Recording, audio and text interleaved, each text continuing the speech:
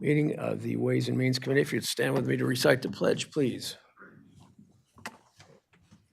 I pledge allegiance to the flag of the United States of America and to the republic for which it stands, one nation, under God, indivisible, with liberty and justice for all. Raise my chair up a little here. Thank you, everyone. All right.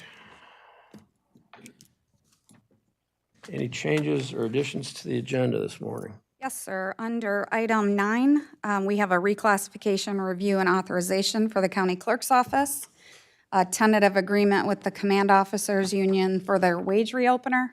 We are removing the budget amendments under item 12, and then adding under miscellaneous sheriff's department notary fee schedule amendment. All right. Do I have approval of the agenda as amended? Moved and supported. Any other discussion? All those in favor say aye. Aye. Any opposition? All right. Approval of the minutes from September 12th. Moved and supported. Any discussion? All those in favor say aye. Aye. Any opposition? All right, thank you. We are now to item 5, limited public comment. Do we have any public comment this morning? All right, seeing none, we will have a second opportunity towards the end of the meeting. We are on to item 6, equalization and property description director. Is that Tim? I see him back there somewhere. There he is.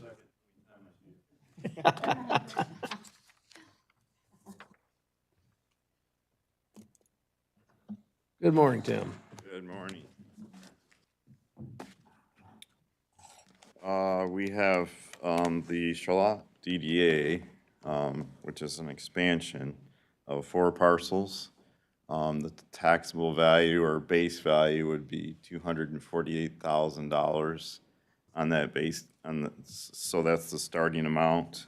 So it is a pretty small amount to consider. Just to let you know, the Charlotte DDA did start originally in 1989, so that's the downtown area basically. And so that did start quite a long time ago for the capture. So the amount that would be captured as far as taxes on the general fund is about $68 a year. So it is pretty small. We're projecting and starting next year. The original DDA, we don't have any control over. In the past, we have done resolutions to restrict capture. The last one we did was in Bellevue Village. And that was limited to 20 years and $40,000 in property taxes.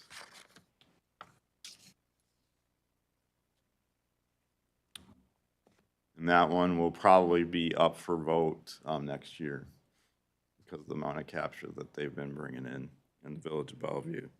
That's Bellevue you're speaking of. Yes. Okay, thank you.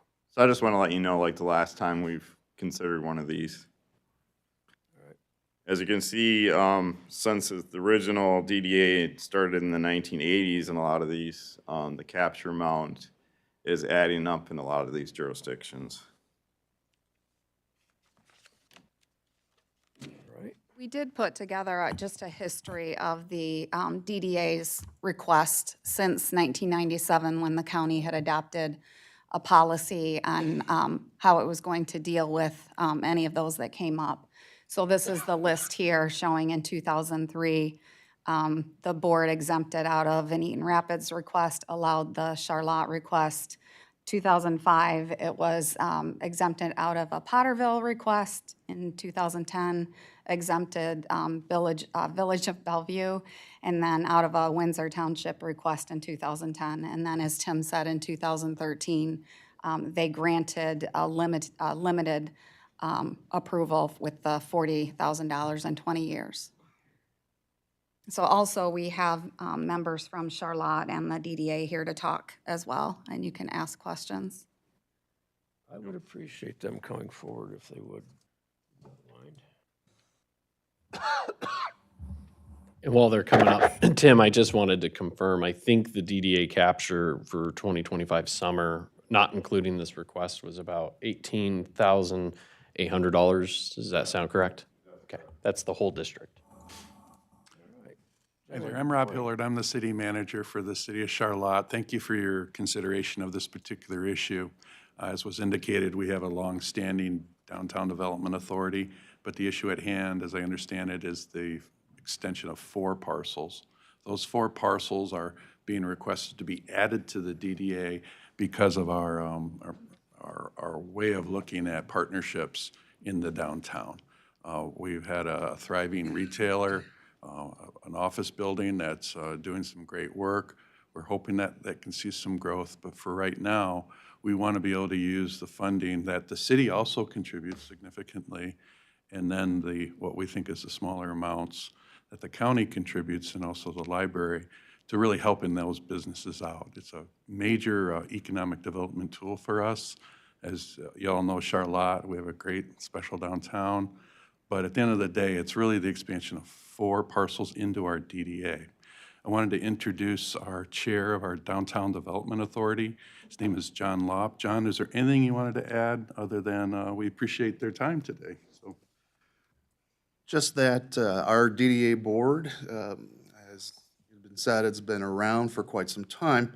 However, the current composition is fairly new. There's 9 members, including Mayor Lewis, but 5 of us are just a year or less as far as being involved and on the board. While these funds are modest, we plan to take those and with our energy, really start to move Charlotte's downtown district forward. Thank you. All right, thank you. Any questions or comments from the board here? Gene, Commissioner Wright. Yep, I just, where are the parcels located? Are you going south of town, are you going north of town? so north, you know where our municipal building is? It's on Harris Street. So there's 4 parcels just north of Harris Street between Washington and Cochrane. So needful things. John? The properties, 2 of the parcels are owned and run by a business called Needful Things. There is, I believe, the 3rd parcel is actually vacant, and then the parcel that is on the corner of Harris and Cochrane is the old library. And there's a florist and a couple other businesses in there as well. And if I might, the city within the last year did create a social district. So part of that social district is included in those particular parcels. So this makes it all kind of come together. So that's our motivation. Thank you. Anyone else? I just want to add to, at one point, the city did give up the LDFA, which is the industrial park, roughly about 10 years ago or so. So the capture was no longer done on that particular project. So we do appreciate that the city is limited how much capture they've done for the county. Now, that's the industrial park to the south or to the north? You want to run across the street here? Okay, so the Sam Combs Park, all right. All right. I was reading through this, compelling reading, kept me up all night. But I saw some inconsistencies in this. Now, the idea behind this is to add these 4 parcels into the existing plan, correct? And that will run till what year? I believe it's 30 years out, if I'm not mistaken.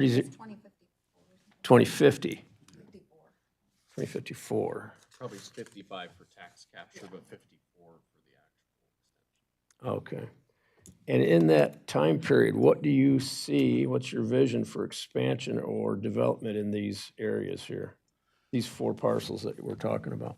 Well, the main thing, as far as any development there, it's just in support of those businesses that are currently there. They're viable. But we also want to have a consistency with not only the social district, but to have the social district and the DDA boundaries. Social district be totally within the district, which right now it's not. As far as any other expansion, we don't know what the future holds with that. There is potential of development in some other parts of the district right now. There's the old junior high school that for a long time has always been an issue. So, we're hoping to be able to focus on that as well, but that's already in the district. So for specific improvements, potentially street lighting, we did resurface that road recently.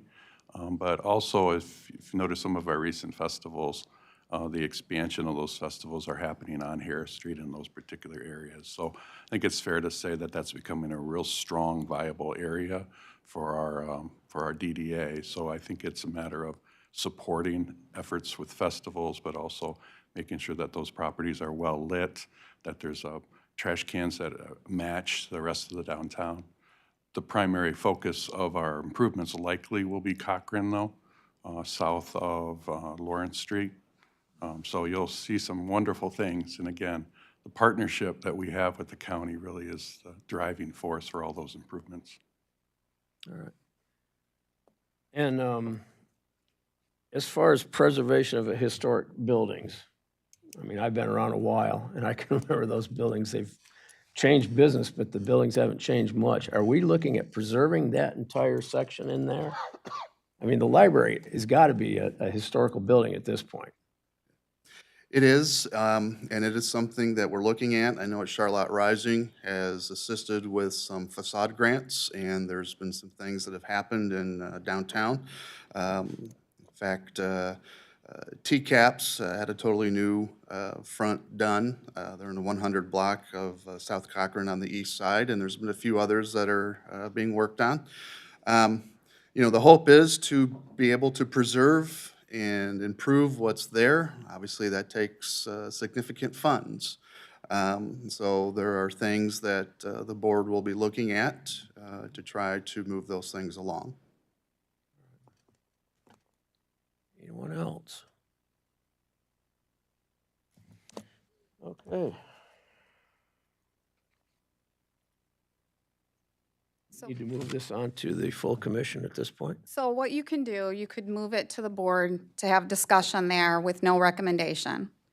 You can move to exempt, which would mean that they would not collect anything, capture anything. You could move to limit the capture, like you heard about Bellevue. Or you could move to not do anything, not allow anything, yeah. Okay. I missed that, Ben? No. That was right. I'm inclined to wait on this. There's a lot of information in here, and I'm not saying it's a bad thing, but there's a lot of information disseminated in here, and I just got this in my packet here a day or so ago, so I haven't gone through it completely.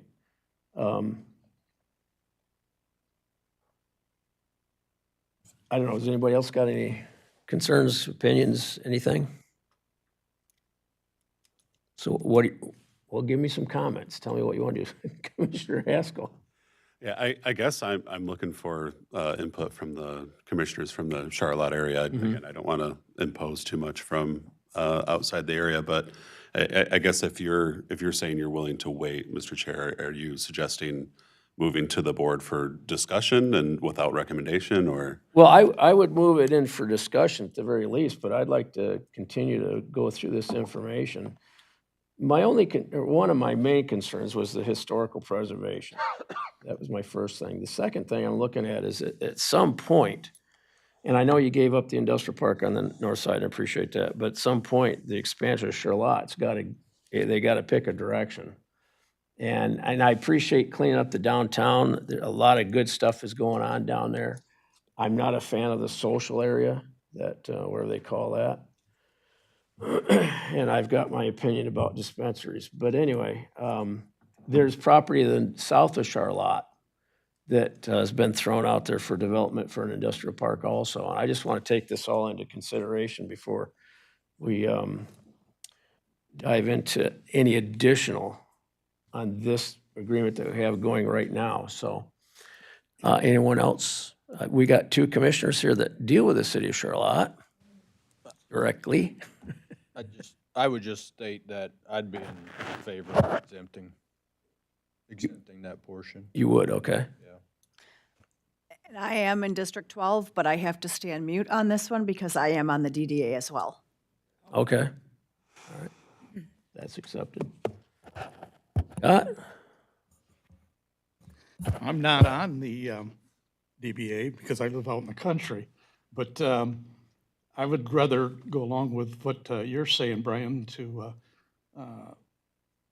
give us more time to look at all the details that are involved in it. Okay, all right. Anyone else? All right, well, if Scott and I are the only ones voting, then we'll move it on, but we're not. Scott, yes? I'm not a voting member on the Ways and Means, so. Oh, okay, well, then it's between me and Keith at this point. Mr. Chair, do you mind if I, just to clarify? Certainly. What timing restrictions do you have on your, just so the board can have that in mind, if you have a deadline or what a delay will do on your end, just for perspective? From my perspective, we're heading into our budget cycle, so the sooner we know, the better, but there is time, so that shouldn't be an issue. I did want to address the preservation side, obviously, so I think Charlotte is clear. We very much value the preservation of our buildings, so even though the preservation of, say, the library, which is the pinnacle, we won't have the ability to regulate that either way, but I'm telling you, that building's going to stay there a long time. So I wouldn't worry about that side. In terms of the overall plan and the development of Charlotte, as I talked to the administration, early on when we were developing the plan, there was discussions about trying to extend the DDA into Lansing Street District. Frankly, I said no, and this is why.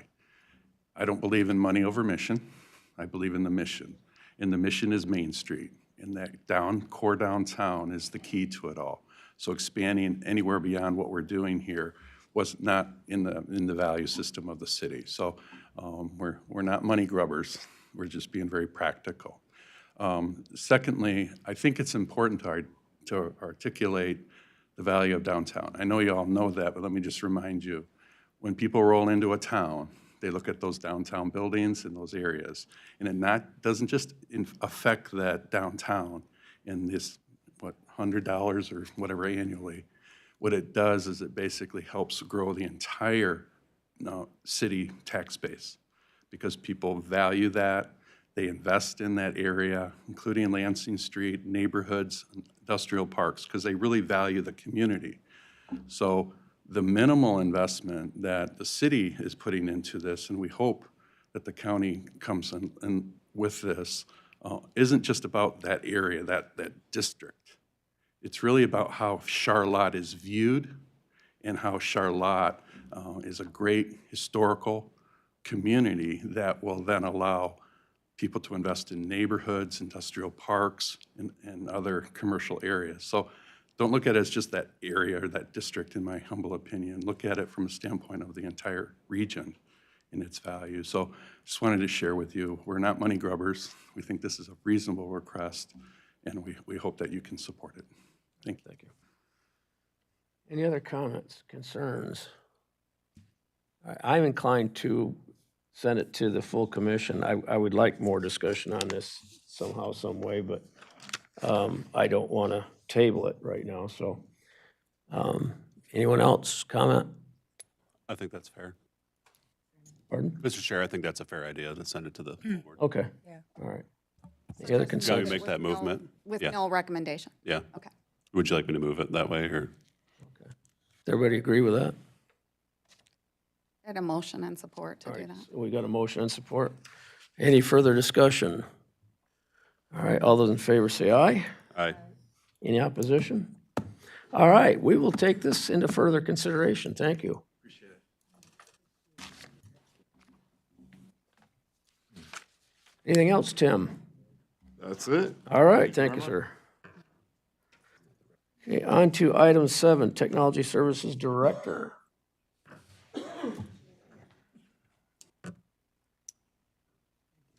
Good morning, Eric.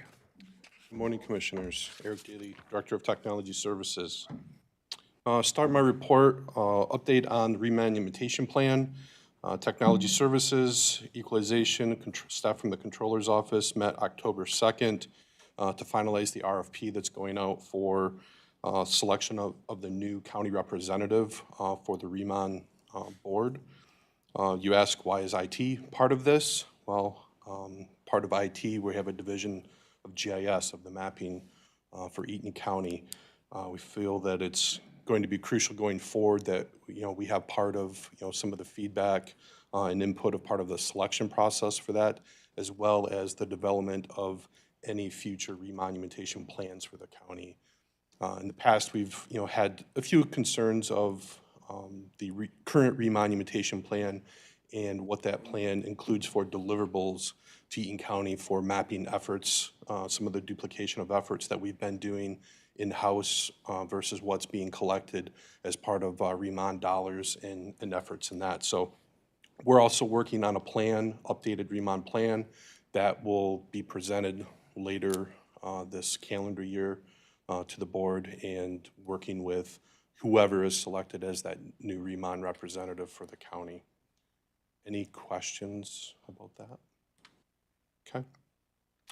Also working with Central Dispatch Director Kelly Flynn, continuing to work with the fiscal year SLCGP grant. Basically, that's a cybersecurity grant initiative through the state of Michigan. Again, working on those 2022 dollars that were allocated to the state. So there is quite a backlog at the state of securing those dollars. We do have a deadline of October 20th for final submission and signed documents going back to the state for that program. There are two basically criteria or projects, topics that qualify for that grant. They are endpoint detection and response. Basically, it's a cybersecurity software that goes on computers or endpoints, if you will. The other category is cybersecurity assessments. That's kind of what we're leaning towards to focus our efforts is cybersecurity assessments. That's where we need the most help currently in our environment.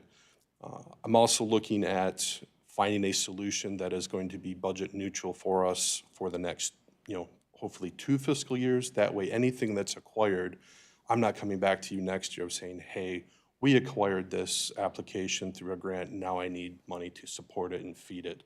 That's not our mission here at all. We want to find something that's going to be sustainable fiscally and also aid in assisting our staff. We're looking at a product it's called an edge appliance that sits outside of our firewalls that basically does reputation-based security threats.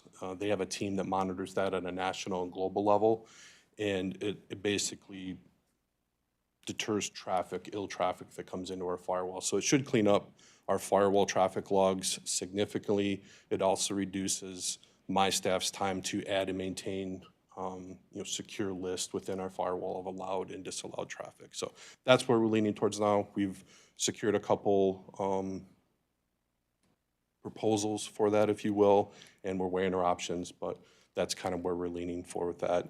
And if Kelly had anything else to add to that, I'd welcome her. I'm seeing no. Any questions about that? Any questions for Eric? All right, no, you're doing well, Eric. All right.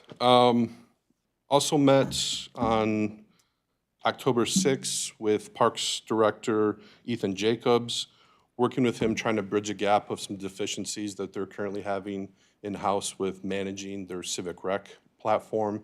That's a platform that's basically designed to manage their rental facilities, and being as a public portal going out to constituents. Their hopes for operation is to allow constituents to be able to manage and reserve spaces for rent on their own without having to do that in-house. So I truly do believe that that solution has the ability to do that. There's just kind of a training gap right now with different staff and structural changes and some people being new to the role. So we fulfilled that gap, brought the team together. They're set up now for some training initiatives. and they should be well on their way to getting that application where they want it now without having to source, hopefully a new application in future budget years.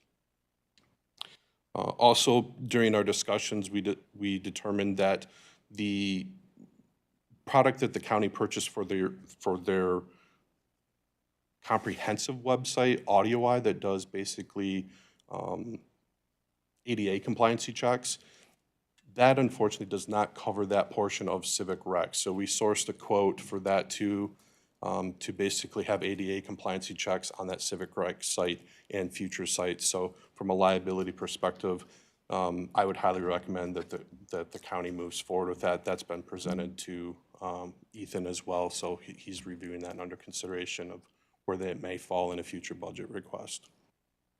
Any questions about that?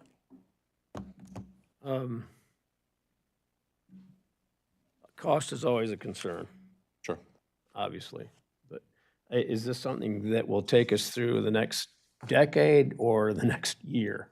So the proposal that was put forth with that solution was an annual submission. So the solution will be used, for years to come, but it does come with an annual subscription cost. Just like things I've talked about in the past, everything is moving to that annual subscription-based model.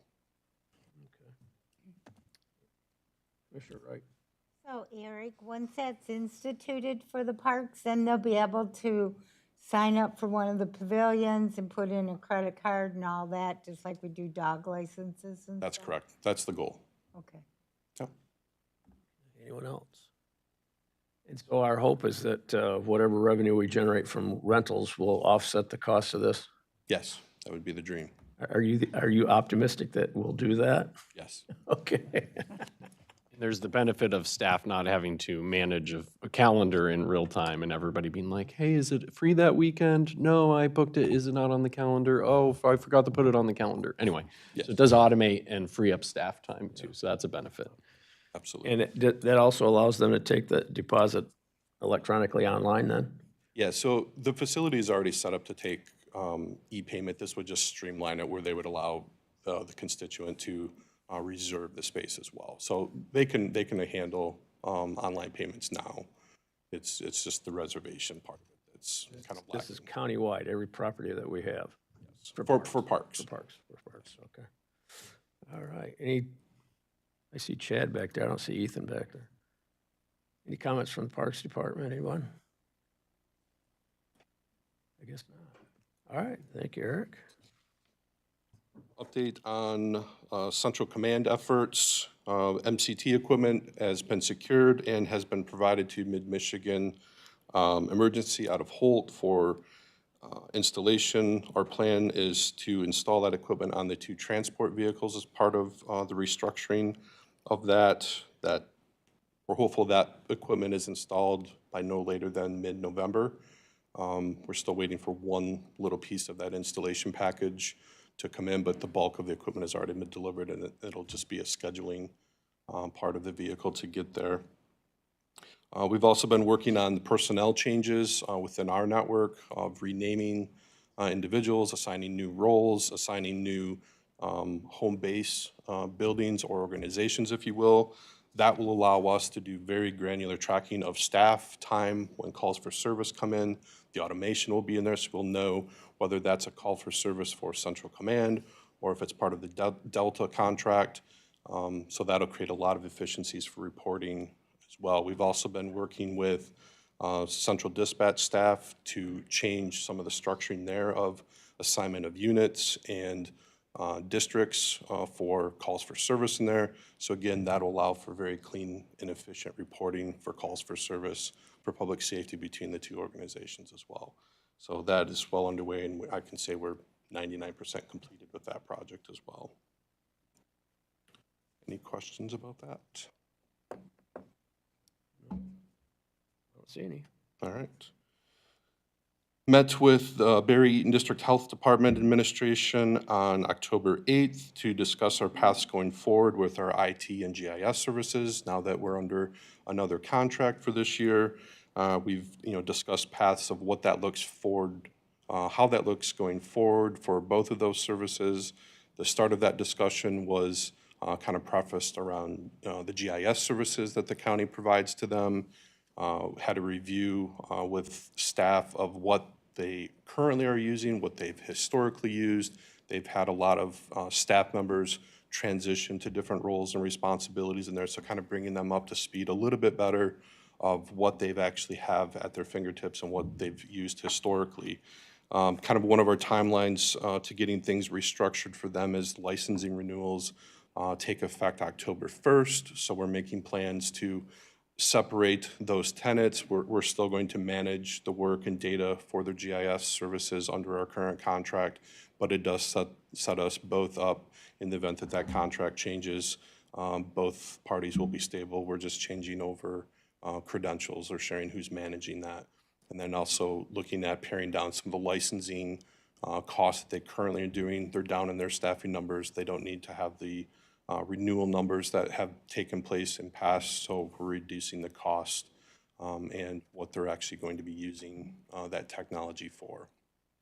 Also doing the same thing on the IT side of the house, going through how that's going to be changed. We have a list of, order of operations of what we need to do to stand them up on their own, essentially island away from the county of, support and services. Again, we're still under contract with them for another year. But for that side of it, we are going to need to seek professional services to complete phase one of that task. So we do have 2 proposals already secured from 2 of our trusted vendors that are very familiar with both of our networks. And we'll be presenting something to the Board of Health hopefully next month of what that plan looks like and what the expenditures will look like to do that.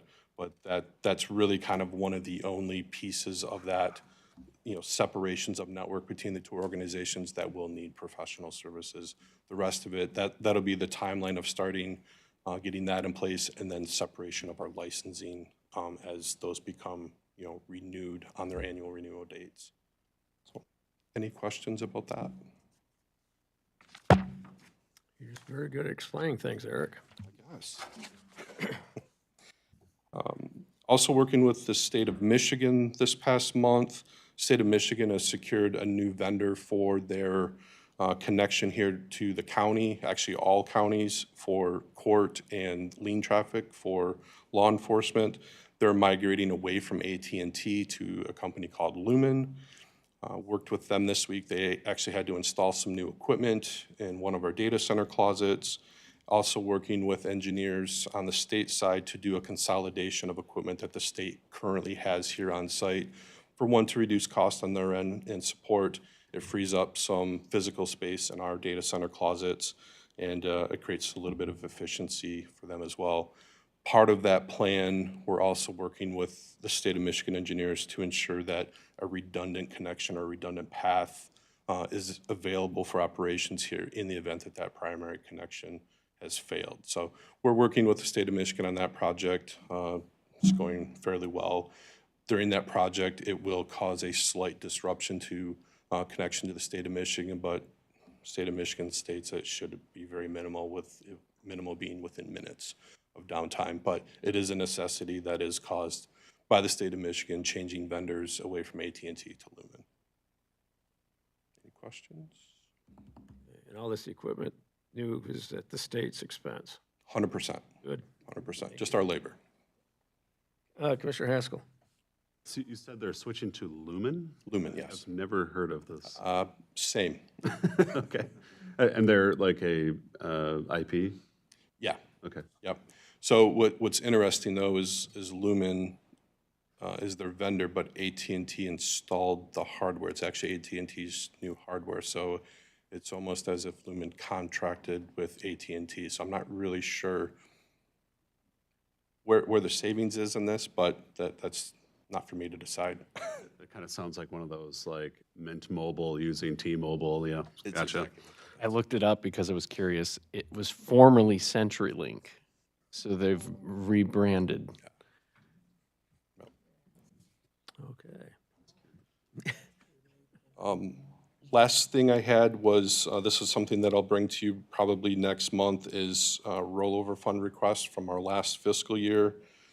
There are a series of projects that we did not do during the 24-25 fiscal year. The majority of that was just due to not knowing where we were going to be operationally. And honestly, I didn't really have a good feeling for that until September, until things were finalized. So we do have a series of projects that we're going to ask to do. Some of those involve capital improvement plans that were on the agenda for this coming year. A lot of it's licensing subscription that I didn't want to incur additional cost if the equipment was not going to be here or not going to be needed.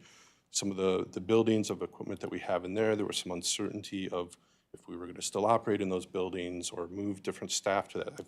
We have a much clearer picture now of where we're going with that, and I feel much better of moving forward with some of these projects now. So we will be asking for those funds to be rolled over to move forward for consideration. Any Questions, comments? All right. What else do you have for us, Eric? That's it. Okay, I got a question for you. Yes. Were you involved with the project to get Wi-Fi out to Fox Park? Yes. How did that go? Good. Good. So basically, internet service was provided there for the sole purpose of the observatory facility. It's not intended to be a public Wi-Fi hotspot for everybody there as it stands right now. We have the ability to expand that. We wanted to see what the bandwidth consumption would be for the observatory, making sure that those needs are met as priority one. Additional equipment would need to be sourced, additional expense would need to be had to move essentially wireless connectivity to those more public common area spaces. The equipment that's there now is really focused on that one building or facility there to make sure those needs are accommodated, but it definitely has the ability to expand that if needed or requested. Is there an advantage to the county, especially the parks, to expanding that? I could see it being a benefit, but honestly, at that particular location, there is fantastic cellular coverage at that location. So, you know, in this day and age, most people have cellular data on their mobile devices. Could it be beneficial? Absolutely. Is there a need there? To be determined. I don't know if that's part of the park's master plan of seeking, you know, some of those services or things that, you know, wanting to provide patrons of the park, but it's definitely possible to do it. Okay, well, I know there was discussion at the parks about automated gates and that sort of thing. And then, of course, surveillance. Apparently, that's a greater need every year. Sure. So what we did at Fox Park, that would be easily duplicated at our other county parks? Yeah. So the challenge that we have at most of the parks facilities now is just a lack of, let's say, modern day infrastructure of electric and a network. So to do that of some of those devices, you're going to have a pretty significant investment in infrastructure of just getting utilities to those areas that you're talking about, especially at Fox Park. Crandall Park is a great example as well, where some of the security enhancements that we have at Crandall Park, the solutions that are there because of the lack of utilities, electric, and service of that nature. Now, as those change or get added of part of the master plan, then yeah, technology and ease of use of that will definitely evolve with that as well. Okay, well, that brings up a further discussion, but not at this time, so technology. Any other questions for Eric? Comments? All right, good job, Eric, thank you. Thank you. All right, item 8, Communications Director, Good morning, Commissioners. Logan. I have a couple of updates for you. One, as you see in your packet, we have the usual web data pieces, pretty much stagnant for the most part, a couple of ebbs and flows as goes with anybody using the site. But we also, as you see in your packet, have heat maps, and that really doesn't assist you so much unless you can interact with it directly. But I wanted you to see kind of what I see in terms of how we're monitoring how folks are using stuff, where they're losing access, that kind of thing. And that, as you know, from the last few months in talking about who's utilizing our site and where are they getting lost, where are they not finding their information, as those dead clicks. I've starting to question how those are being quantified, so I reached out to our vendor for this to try to get an understanding of how are you defining this, because in terms of when folks, which is the majority of folks utilizing our site, when they're looking at using our website on their mobile device, if they're clicking as they scroll, it seems they might be quantifying that as dead clicks, which will skew the data a little bit in terms of if they're clicking an interactive link or something that they think is a link and it's not working or not sending them where they need to go. That is what I want to fix. And so in reviewing heat maps and then also reviewing some of the user videos that we can look at, where it doesn't tell you who is using it, but it shows you a user and their interaction with the site, I can see where they're clicking or trying to click, and oftentimes it just seems that's just them scrolling, and it's counting that. It's counting that. So more info to come on that. But mobile users essentially are only going into about 15% of page depth, which means they're not scrolling beyond 15% of the first page that they enter into, which is okay.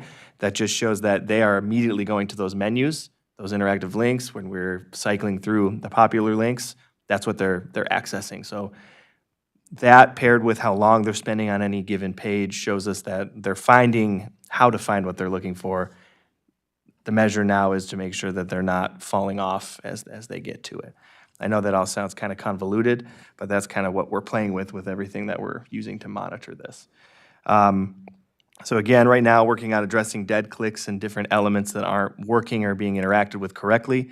That does require going through our archive on the website of different documents and links that are either outdated, wrong, or just don't exist now. There are plenty of also external partners that might have the Eaton County website linked, but it's the old website, maybe from 10 years ago, and so they click that link and it takes them nowhere. That does not help us. So that's a different story of how we're going to have to address how that's working. But at any rate, trying to tackle these different insights to get an understanding of user interactivity on our site. Are people accessing the services that they're trying to access? I also included in your packet, excuse me, a look at AudioEye and how that defines different things in terms of errors. And those are errors that we actually don't have to touch. AudioEye does that for us, which is fantastic. But as we add new pages, refresh old pages, get rid of bad links, get rid of bad information, dated information, hopefully you'll start to see those severity monikers start to drop, which is good. Any questions on the website specifically? Logan, one of the things too is when they go to certain departments, if they're getting in there and not finding what they want, is the department people telling you where some of the public comments are coming from as to what isn't working for Yeah, them? so I've talked to some department heads if they've heard anything, but typically folks are reaching out to me directly, residents are, about trying to find something they can't find, as well as when I'm reviewing some of those videos, which you can't see obviously in this report, it'll show me when where they're jumping back and forth trying to find what they're looking for. And so I'll work with that department and reach out to them to say, hey, I've had like several instances of people trying to get to this payment page or whatever it might be, and they are not finding what they're looking for. Okay. And so that's kind of the process. We have a big website, as a lot of, as county government, we have a big website, lots of old data, old archived documents and PDFs, which we need to have. And so it does get a little tricky and convoluted to dance back and forth with that, but we're slowly but surely.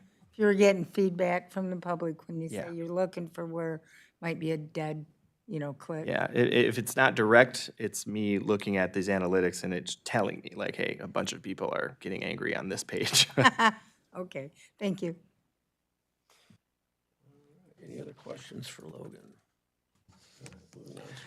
Yeah, another update I have is around Constant Contact, which is the new system I'm using for the newsletter specifically. That saves me a great deal of time. I'm working with Technology Services to make sure that the cybersecurity end of that is clean in terms of our system, email system, flagging that for internal newsletter information pushouts, which will include policy changes, events, other messages directly from administration to our staff. But also the external newsletter is going to feed through Constant Contact as well. It also helps me to remain ADA accessible. Right now, in terms of the newsletter, I design it separately, I download it, put it onto the website as a link, and then I also embed a PNG within the actual body of the email that has no interactive capabilities. I think, Commissioner Poe, right, we've talked about that, where it's like, hey, I want to click on this, and you can't because I can't put links in it. This changes that. So I can actually feed directly. It's the same system. A lot of State Department newsletters utilizes the same system that Delta Township utilizes and a lot of other municipalities use. And so the goal here is to save me some time and then also remain ADA accessible and make things a little easier to get to. Any questions on that? We did have some trouble in terms of getting the internal newsletter out to everyone this last month, but I'm working with tech services to figure out what's happening there. But so stay tuned on that. Thank you. Yeah, I'm going to give a quick legislative update. The state budget went through, and so this is a lot of information you may already have, but I do get a lot of inquiries about how this affects the county specifically. And so revenue sharing, which Controller Sobey talked quite a bit about, and we advised that we try to advocate to make sure those cuts didn't come. The House proposed a 12% cut, which would essentially equate to about $500,000 a year loss for us. Didn't happen. The cut did not happen. They maintained it at the right level. We're very happy about that.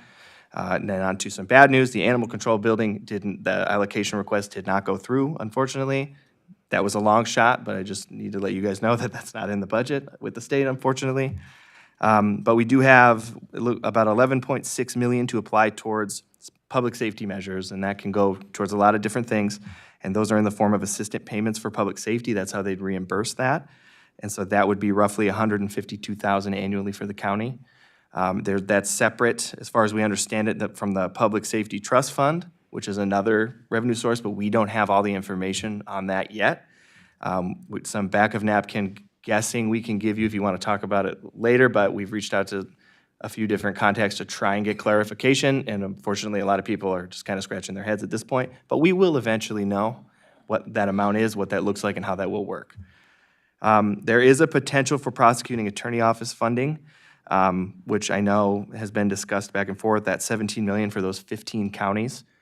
In a previous fiscal year, we were accounted for in those 15 counties, but the calculation to actually figure out what those 15 counties are now hasn't been done yet. They're working through that right now, so there's a potential that Eaton County's on that list again. There's a potential it's not, so stay tuned on that.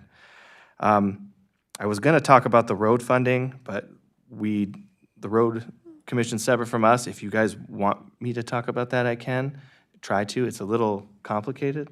What news do you have for us? Well, roughly a 35.5% increase for local roads, basically, coming into local roads. And that's after $100 million to local bridge advisory board, $40 million to local grade separation fund, $35 million to comprehensive transportation fund, $65 million to the Infrastructure Projects Authority Fund, and then I'm also not going to talk about how they're getting those funds, because there's also some complications there.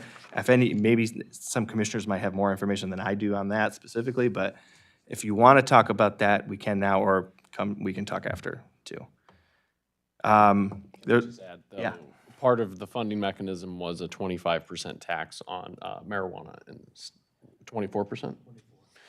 And that will be getting litigated, so in the long run, we'll have to see how this plays out in the courts, but.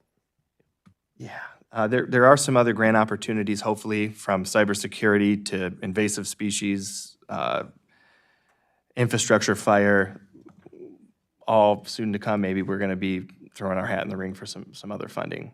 As well, I also, quick update, we have a security funding ask with the federal government and the House. Congressman Barrett sponsored for us.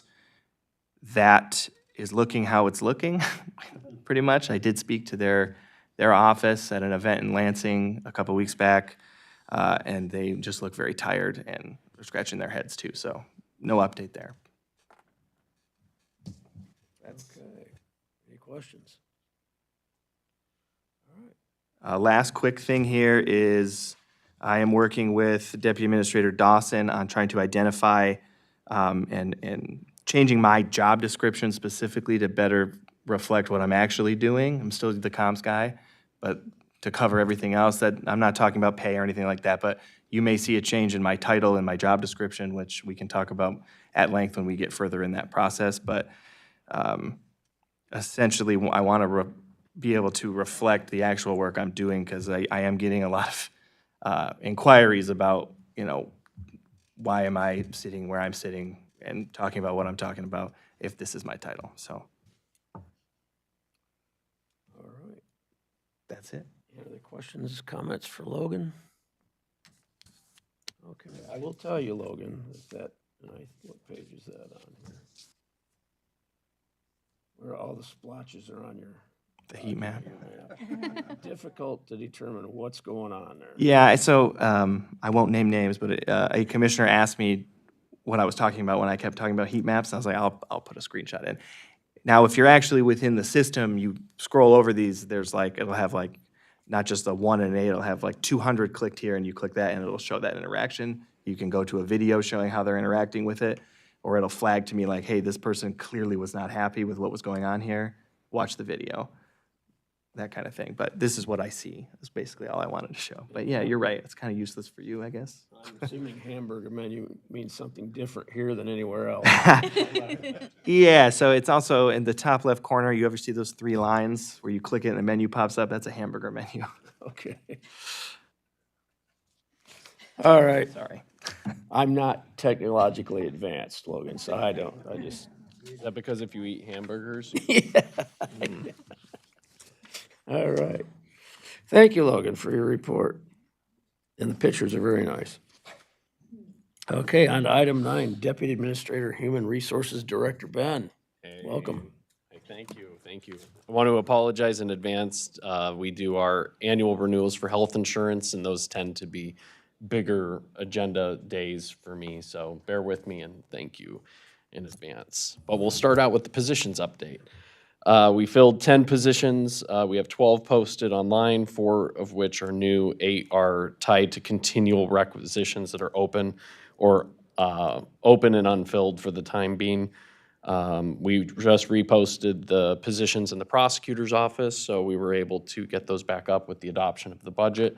So we're hoping that that can translate into some staffing changes there. Recs with the sheriff's department, youth facility, and then seasonal with parks, as we have some seasonals that are going to be working through the winter on projects. We have 1 position we're recommending due to resignation in the public defender's office. I'll take any questions before I do, well, I'll do my update and then see if there's any questions. Sorry. So sheriff's office is currently down a total of 10 sworn officers, all of which are deputies, except for 1 sergeant and 1 detective. That includes the budgeted rate, which, as you guys know, had 3 positions that were contractually dependent. So Windsor, Maple Valley, Waverly. Those are examples where those deputies would be funded by contracts. If we didn't have contracts, then budgetarily speaking, we'd only be down 7. 2 of those agreements are grandfathered. So Windsor and Oneida. Oneida's an overtime contract. They expire December 31st. So we're still in those, even though October 1st we transitioned to the Delta contract. So we're still providing services under those grandfathered contracts. Yes, so we've had 2 deputies return from other communities. These were ones that left shortly after the public safety millage had failed. So they came back, so that's really good. There's hopes that maybe there will be a couple more that might return as well, that sought temporary employment elsewhere when we were going through that chaotic time. We've had 2 retirees return to perform work, specifically transports, so they'll be doing the transport service that we had discussed during the budget process. One thing I'll note there, currently we have 1 other retiree working under this, but historically MERS has had a restriction in place that retirees that come back to work are drawing a pension can't work more than 1,000 hours a year without getting a reduction in their pension. That has been on hold due to COVID and the hiring difficulties around that. It's set to expire December 31st of 2027. I just mention it because there's a lot of push from communities that MERS continue that extension, because it's not like our staffing is going to suddenly get better in 2027, especially with like public safety, and for locals with fire departments, it's very similar. So just wanted to put that out there, just because if that doesn't get extended, we'll have some attrition, I would anticipate, in January, the year of 2028. So for designation with Command Central, currently down 4 sworn deputies, and this includes the coverage to the grandfathered contracts we had talked about previously. So if we're able or unable to secure successor agreements for police services with these entities, then those 2 personnel would be transferred conceivably somewhere else to provide coverage. Delta is currently down 6 deputies, 6 sworn officers, 5 deputies, and 1 detective. Sheriff's Office continues to make diligent efforts at recruiting new candidates through the county sponsorship program. A note with the state funding, and Logan's right, it's really hard to get good information the days following an adoption of a state budget. But it looks like the sponsorship reimbursement that we have been using for a number of years did get cut out of the budget. There's a question about whether or not it got moved into a different line item. MAC thinks it did, but there's no boilerplate language. I had read that the funding got cut in half, which, if MAC is correct, that the one line item is this program. It got moved from 20 million for the entire state down to 10 million. To give you an example, last year when it was 20 million, the funds were fully expended by July.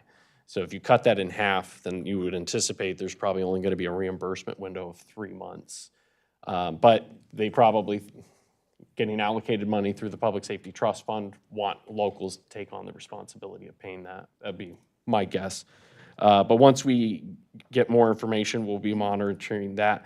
But do know if we primarily recruit through the academy, that could become something where we have to come back and do a budget amendment to adopt paying those fees if we're not getting reimbursement anymore. So it's just something to tuck away.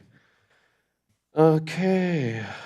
We currently have no sponsored cadets right now. We've continued to struggle to have people who apply that can meet the background check and eligibility requirements to become a law enforcement officer in Michigan. Not just an issue here, but nationally. We have significant recruitment issues for law enforcement personnel. We've discussed this a number of times, but just less people wanting to get into the field, less people going to school to study criminal justice, and then transitioning into wanting to do police work. So everybody's competing for the same pool. Prosecutor's office, we've worked with Prosecutor Lloyd and his office to update the position postings. So the 2 assistant prosecuting openings and the legal assistant are up. Working in coordination with the prosecutor, we've implemented the retention and recruitment program that was funded by the state grant as presented to this body, and working with his team on how they're going to achieve their goals for reducing case backlog and being able to retain their employees this year. Like Logan said, there may be funding for the prosecutor's office. It's too early to tell, so we'll see how that shakes out. But I will say nationally and locally in Michigan, we have attorney recruitment issues, and I highlight it because I think we'll have to continue discussions on what that looks like for us as a county. This is a number of things, but exacerbated by the fact that a number of people just aren't going to law school anymore. I think the number peaked in 2010, and it's had a slight blip in 2016, but it's lower, and that kind of a pipeline takes a decade for, bumps to ease out. So we're still feeling the bump of people that chose not to go to law school after the Great Recession, and I don't think that'll get better. And then those that come out of law school can either do private practice, become defense attorneys, or go into public service. And so, again, the pool of people we're competing with, it's very narrow. So competition for attorneys will continue to be tough, and we'll be grappling with that this year. With that, welcome any questions and movement for the one position in the PD's office. Commissioner Wright. And we had people already in the academy that we had to cut, okay, during the budget process. Are we still keeping track of them to possibly see if they have an interest once they move forward in the academy? So the timing was really close, and so the good news is we didn't actually have to cut anybody that was in the academy at the time. Okay. I'd have to go back and check my notes, but I don't believe so. What we did have is we put 10 through the academy in December. Well, they graduated the academy in December, so really I think they went into the academy in like September. That, out of that cohort, I want to say we had 7 that made it all the way through the academy and completed FTO. Okay. So in May of 2025, we were only, I want to say, 4 or 5 positions down, because that month, those folks would be able to patrol on their own. It's one of the great heartbreaks of the county is we were in a position, staff level wise, to restore 24/7 coverage just based on those folks being able to patrol. So June would have been the month to restore full shifts, but when we lost the public safety millage and we started having to look at budget cuts, quite a few of them went, because in union settings, it's first in, last in, first out is the rule. So if you're in a bargaining unit and you know that you're one of the most recent hires, you try to get out as quickly as you can so you can secure a spot somewhere else. So those are examples. Quite a few of that cohort did leave. A couple have come back, and we're hoping we can continue that effort. So to answer your question, yep, and I think the sheriff's department's doing a great job keeping communications open. Okay. And those people, they loved working here. I mean, they liked working for the county. It was just the instability of the moment. I understand. Yep. Any other questions? All right, what's next, Ben? A motion to Mr. Chair. authorize the one position. Oh, okay, I'm sorry, I thought we were about to accidentally skip over that. So the position that needs the motion is the detective, is that correct? Social worker in the public defender's office. Oh, okay. I went PD as patrol division. Oh, nice. Okay, I'll move it. Support.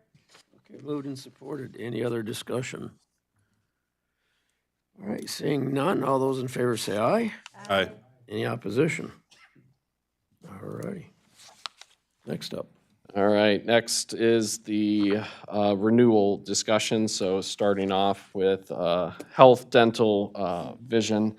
So I'll give a kind of broad overview because I know this is the first time some commissioners have gone through this. So just want to lay it out, and then we can move from there. So we do a 3-year vendor review. So we just performed this last year. So that's where we go out and we do a large bid for all of our services to make sure that we're getting the best rate in the marketplace.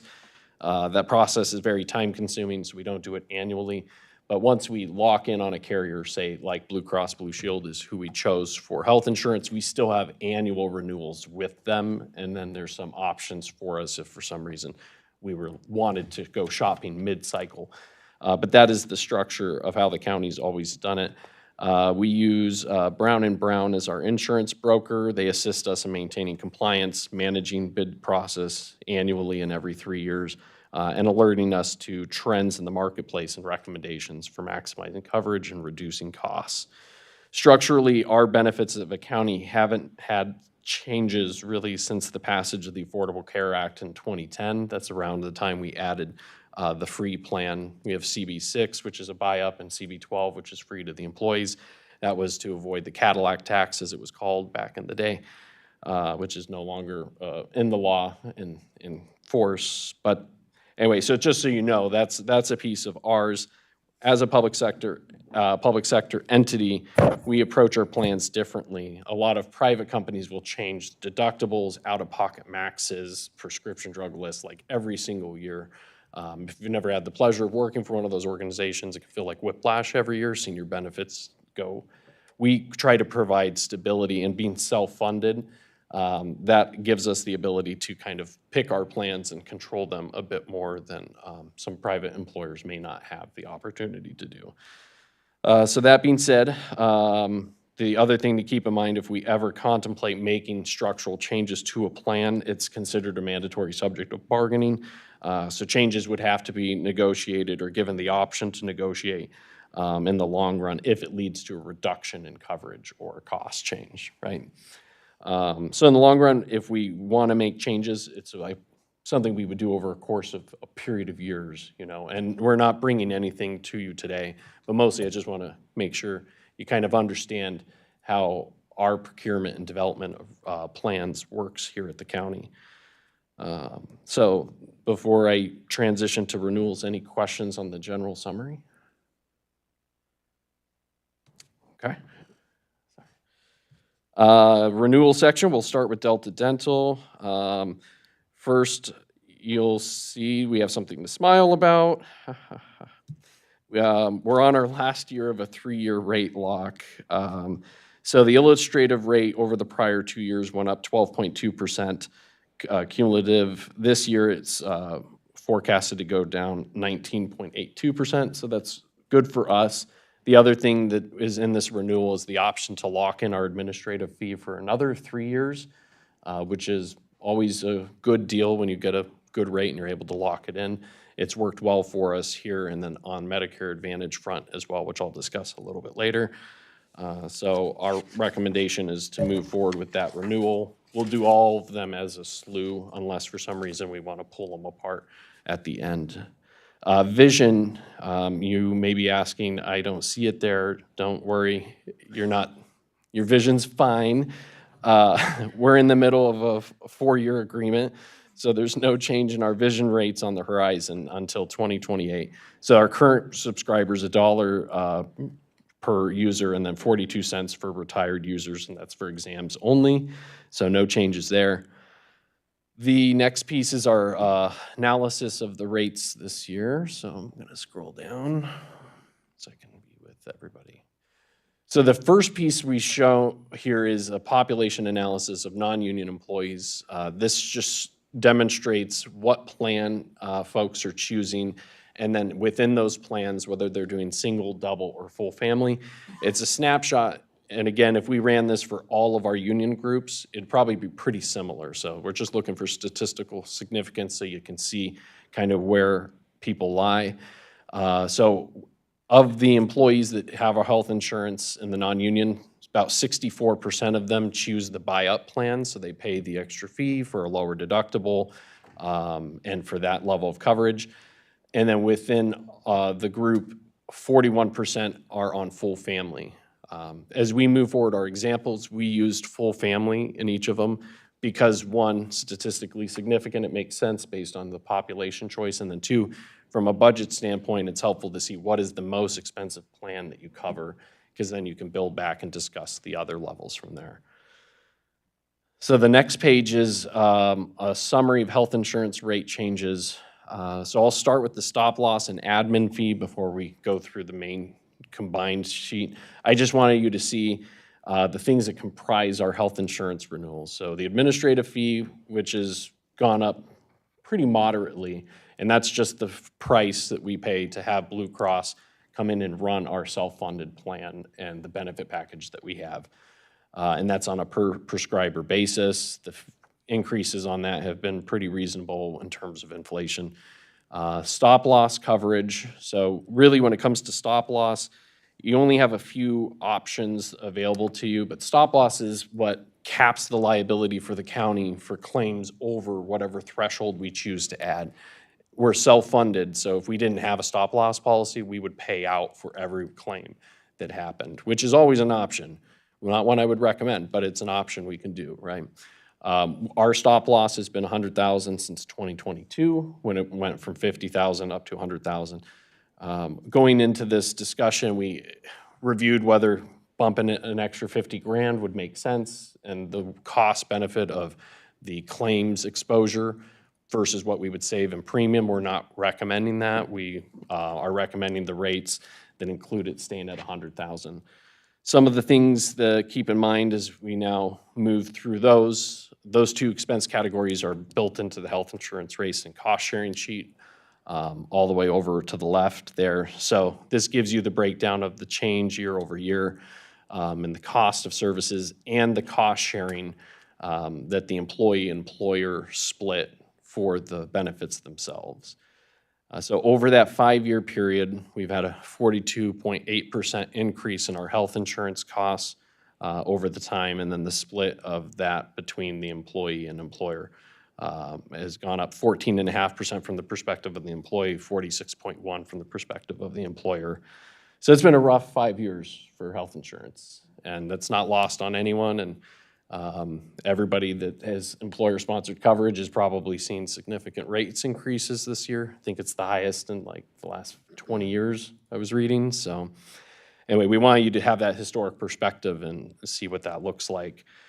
I'll say here, when rate development and stop-loss coverage is put together, there's an 18-month look-back period, so it's a year and a half that they analyze claims data, usage, and your population demographics to come up with what the risk assessments are for your group and your coverage.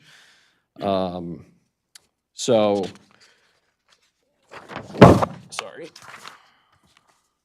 So a couple things to keep in mind.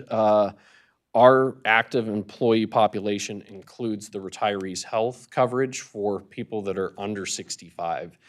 So if somebody vests in that benefit with us and they're drawing on that benefit, they can't participate in the Medicare Advantage group because Medicare Advantage is linked directly to Medicare. So it's just the reality. When we go out for bids, sometimes carriers won't bid to us because they don't like bidding to employers that have that benefit.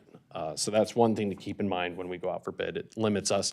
The other piece is most people develop lifelong ailments between the age of 55 to 65. So it tends to be an expensive cohort to manage. So that's part of what goes into our rate development. We had one claimant that went over $1 million, so that's part of the reason our stop loss is high. It went up as much as it did, 43%, and then it also just has an impact over the larger group. So thankful to be able to provide them the care, but always keep in mind that that's part of what they're assessing. So total change in the combined health insurance increases for the county was 6.8% total plan. We budgeted for 12.8%, so the rates moving forward will not require a budget amendment, which we're glad. This is probably the first year in 2 years we haven't had to pull additional money in to stabilize the health insurance funding. And part of that is in prior years, our claims were higher than anticipated. We've had 2 really bad claim years. So we did have to put money in the last 2 fiscal years because of that. So let me see here. So initially, we were presented with the illustrative rate that was 22% increase, and we were like, whoa, and we did an analysis.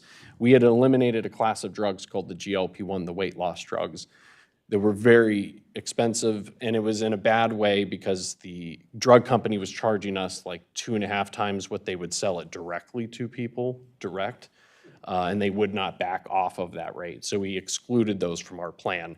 The unfortunate thing, though, is even though that took effect, Blue Cross was still wanting the illustrative rate to show the risk of those drugs. So we were able to work with Brown & Brown and do an analysis to pick one that is reflective of our actual claims, which is why we're putting forward the rates, the 6.8. We're requesting no budget amendment, though, because if claims end up coming in higher, which they have in the last 2 years, we will have that buffer built in to protect the health insurance fund. And then at the end of the year, if there's a decent buildup or anything in there, we can use that either for retirees' health or to stabilize the fund into the next fiscal year. So just wanted to talk through where we landed on that. So administration's recommendation is to move with admin and Brown & Brown's agreement for health insurance rates for expected costs in the next year. So we would recommend moving forward with this renewal. Yep. And I've got the Medicare Advantage group, and then we can move them as a slate unless people want to separate. So then the Medicare Advantage, we're also locked in, and this again has worked out really well for us. We did a 30-month guarantee. We're 18 into it. We went over this at the evaluation when we talked about the Retirees Health Trust earlier this year. So we're fortunate they have gotten that lock and know that when we go to renew, I'm anticipating like double digits. I don't want Blue Cross to hear this, right? But I'm anticipating a decent increase because we've got that lock 30 months right before health insurance went crazy. crazier. So we're recommending no change there. So we would request Ways and Means Committee make a motion authorizing the Controller's Office to sign and enter into benefit agreements with Blue Cross Blue Shield, Delta Dental, based on renewal recommendations made for the upcoming benefit year of '26. This is the resolution that we have in our packet on page 63, correct? No, actually, that's just a verbal. There's a physical resolution that's the cost sharing, and I'll get, that'll be the next thing we talk about. So this would just authorize us to move forward with signing renewals with the vendors, and then we have to do the PA 152 override to develop the cost share. So you need a Between consensus vote from us. For consensus for signing on the renewals, and then we'll have a separate vote for the PA 152 override. Yeah. Anyone, questions, comments? Correct. Yep. Well, I make a motion, we move along with that. Anyone want to support that? I'll support it. Okay, any further discussion? Would you say the healthcare cost increase, the percentage was? 6.8%. 6.8. Yeah, although if we had used the baseline rate, original estimate, it would have been 22%, which, And it's still twice the rate of inflation. yeah. So in fact, as we now move into the discussion about how do we do cost sharing, so the state set up a framework, PA 152, which essentially says public employers, and this law was meant to help curtail cost increases on taxpayers for health insurance, particularly with collective bargaining groups. So under PA 152, you either choose a methodology that's a hard cap that's set by statute and managed by the Department of Labor, an 80-20 split, which is just 80-20, period, or you can do an override and then choose your own rates. So those are the three options, and we're gonna go through what those look like for us. Sorry, and I don't know how that related to your question. I lost the thread. We have a motion on the floor. Oh, yeah. Any further discussion on the motion? All right, all those in favor say aye. Aye. Any opposition? Okay, now I'm gonna turn you loose. Sorry. Okay. So the first sheet, which I want to say is page 60 of the packet that you're looking at there, this is an analysis. So I want you to see of the three cost-sharing structures were allowed by statute. Administration is recommending what we did in the prior year, which is we adopt a cost-sharing where the employees' increases goes up equal to what they got in a cost of living adjustment. So it's 5%. That's not 5% of their income, it's 5% of what they paid last year. So it's the verbatim increase from their prior position. To give you a sense, I want to say I think about 37% of our non-union population falls between grade 4 and grade 8. So you can see this is what they made on January 1st of '25. This is what they made on January 1st of '26 after their cost of living went through. And then you can see the rate for their health insurance over the year would cost and what percentage that rate is of their total income. So it's important to note here, these are like sunk costs, right? So an employee doesn't come to the county and like, oh my gosh, I have to pay $2,500 for my health insurance. You have to pay for premiums everywhere you go. But it's just, that's that change factor that we really focus on because of the law and then also just as balancing their benefits package. So for someone who's a grade 4 with our recommendation, they would hold 5.05% of their annual income would be going towards the health insurance. If we were to use hard caps, which we did use this from 2013 to 23, because it used to be one of the most reliable indicators, but I think it's the chart right before this, you can see that our health insurance rates compared to inflation and then how the state has modified the hard caps over the last 5 years has been a joke. You know, it has not kept pace with either inflation or the actual real costs of health insurance. So on the sheet that we're on now, you can see if we were to revert back to hard caps like we used to use, the same person at grade 4, step 7 would go from 5.05% 0.05% up to 19.6%, just because those hard caps. I don't know what they're doing at the Department of Labor, but it's like they're using a data set that's like not connecting with everything else. So it's unfortunate. Anyway, the legislature almost rewrote it, but it got complicated, and so this is where we're at. Then the 80-20 cost sharing, using that same example, grade 4, step 7, still 5.05%. And then if we adopted the 80-20, it would jump it up to 12.08%. Obviously, the more money you make, the less of a percentage of your income it is. So this impacts the people in our organization that earn below a certain threshold more than it does the people that earn up. But it's just how health insurance billing is always done. It's a flat rate for everybody who participates. So our recommendation is the 5% increase to employees and 6.9% to the employer. Again, that's proportional to what we paid in the prior year, not the 6.8% that the rate increased total for the plan. And then the insurance rates are on the next page.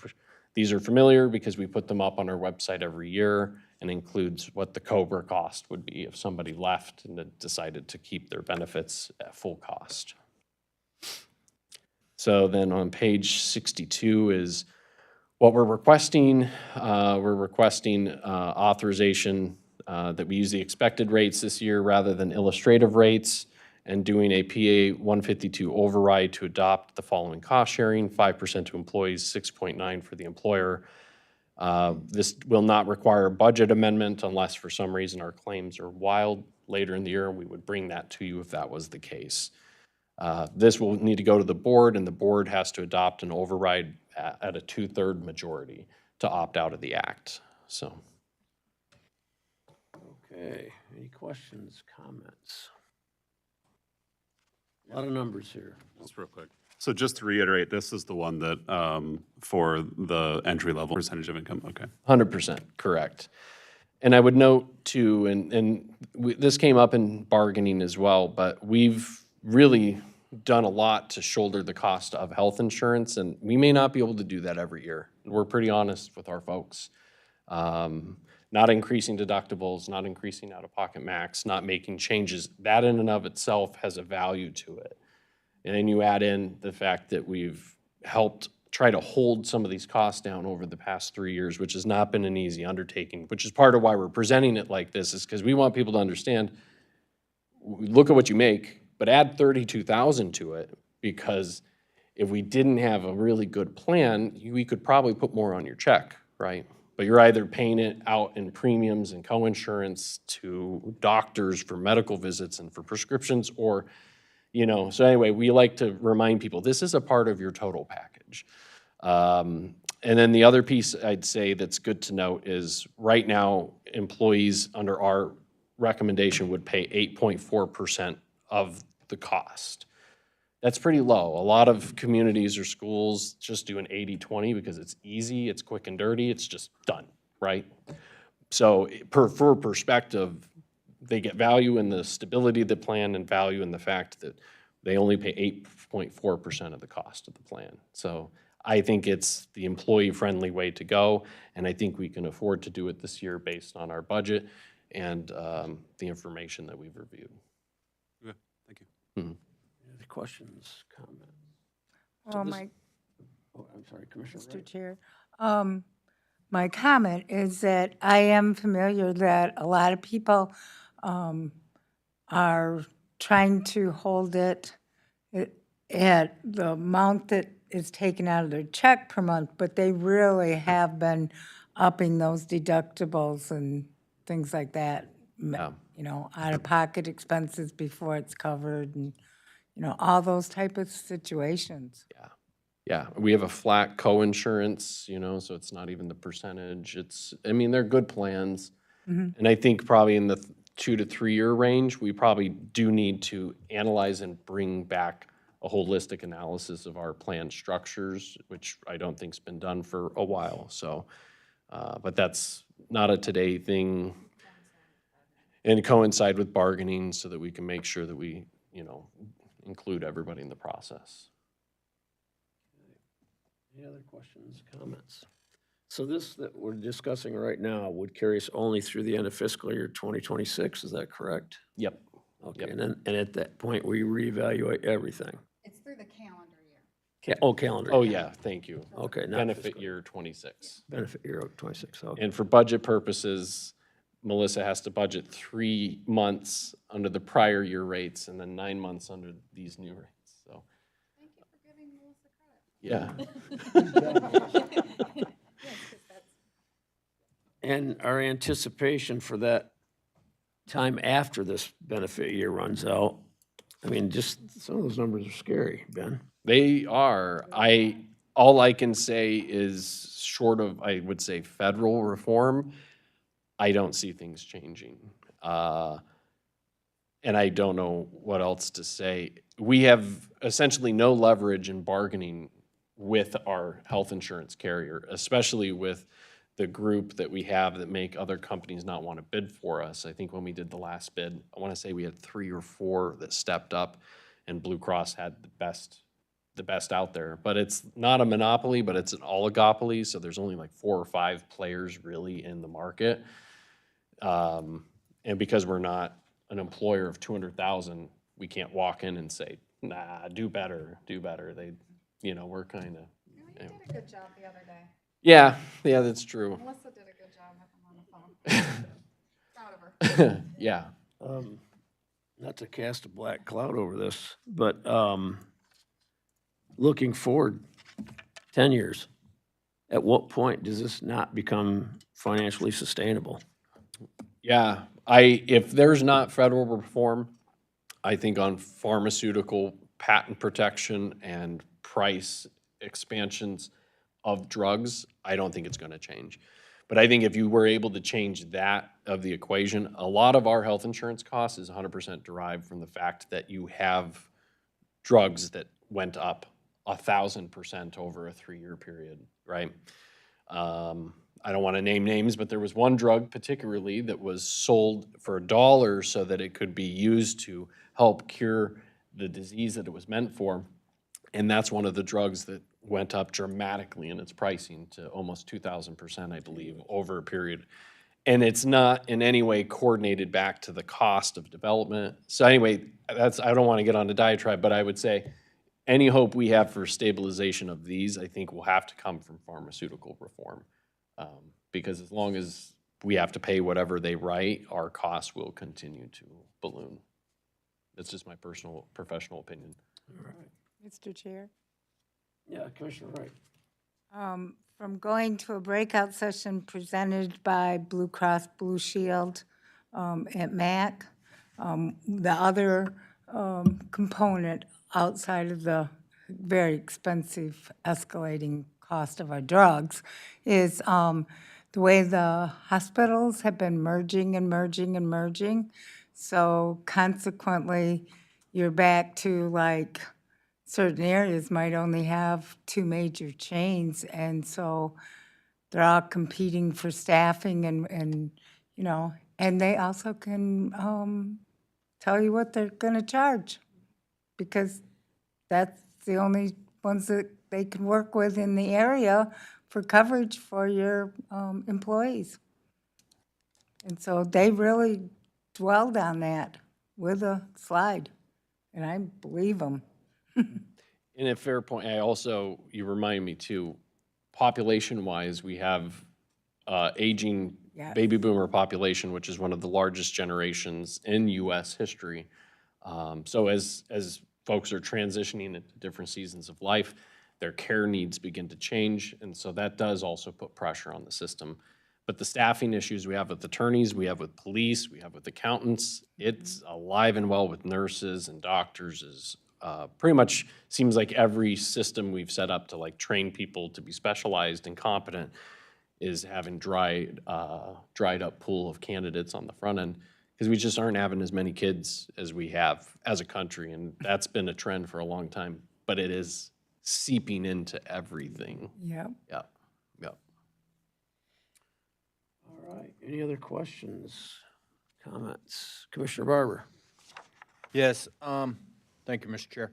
We have all these other joint boards, right? Tri-county boards. Is there any way that a group of counties, right, can join together and lobby to get better rates together, than to go at it as our, our 390, employees. If there was 3 counties, 4 counties, now we're talking a couple thousand employees being able to bargain with the health insurance instead of going on our own. I haven't explored it, but I do believe so. I know that kind of consortium exists for pensions as well. So the thing, when you enter those, you cede your autonomy and authority over plan development. So if we did that, the parties would have to agree, these are our 3 plans. And then you also have to get a relative buy-in from the unions to accept the decisions made at that level, which can be done, but it would be a process. But that would be the way to bump up your numbers for economy of scale. So then the Blue Cross is like, oh, well, we don't want to tick them off. That's a $200,000 contract right there, even though it's broken up by 5 counties or 3 jurisdictions. So we could have the discussion, or it sounds like, Well, we did have these discussions, it's probably been 15, 20 years ago that we had discussions, when we went to the self-insurance model that we have. When we started to see things change, we did have meetings with a company that was working toward that. And there are some municipalities who've gone that way. We did it on a mini scale, and that was to include the health department. So it's still a separate entity, but they're within our pool so that they could get, better benefits and at a lesser cost. But they had the same increases that we did this year. But yes, it is something that we can look at, but it does get very complex. Complex is great. Any other questions, comments? Okay, so you need from us, to move a recommendation for using the illustrative rates and doing a PA 152 override to the full board, where we'll need a 2/3 majority. Otherwise, we'll have to find our path. The expected rates instead of the illustrative rates, please. Oh, yeah, the expected rates this year rather than the illustrative rates. Thank you. Words matter. you have that written down somewhere, correct? Yeah. Okay. Melissa obviously does. It's written correctly in the materials I'm not looking at. Okay. Okay, do we have a motion? So moved? And moved and supported. Any further discussion? Just in case, and then we're gonna move this on to the commission, but just in case we do not get that 2/3 approval, then what? It's the 80/20 or the hard caps, or I guess the full board could move to adopt some different cost sharing and still do a PA 152 override, but. Okay, so do we have time to consider that also in the next, because it would have to come back here in November, correct? No, we really don't have time from that standpoint, unless we delayed open enrollment, which we did last year, which nearly killed our benefits specialists. But if we need to do that again, we can. Andrea, if you're listening, please don't leave. No. But it's possible, yeah. We just have to let every employee know, and then with open enrollment, there really are hard deadlines, but when you're doing in November, they're even firmer because, anyway, but. Okay. So everybody's clear on that? So there's a bit of a time crunch here, not to influence your vote any, but certainly it will take the full commission to do this, but, all right. Without any further, no further discussion, all those in favor say aye. Aye. Any opposition? All righty, we'll see how that turns out. Guys, speaking of drugs, sorry.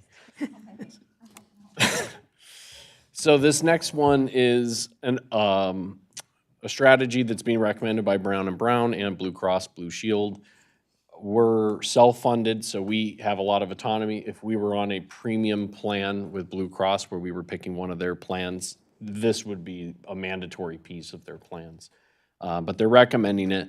It's a biosimilar strategy. So what it is they're biologic products for members and customers. So it's a different way of developing the drug. It's the same drug as the end product, but because they're developing it differently, I think it doesn't have the same patent restrictions that the higher cost drugs have.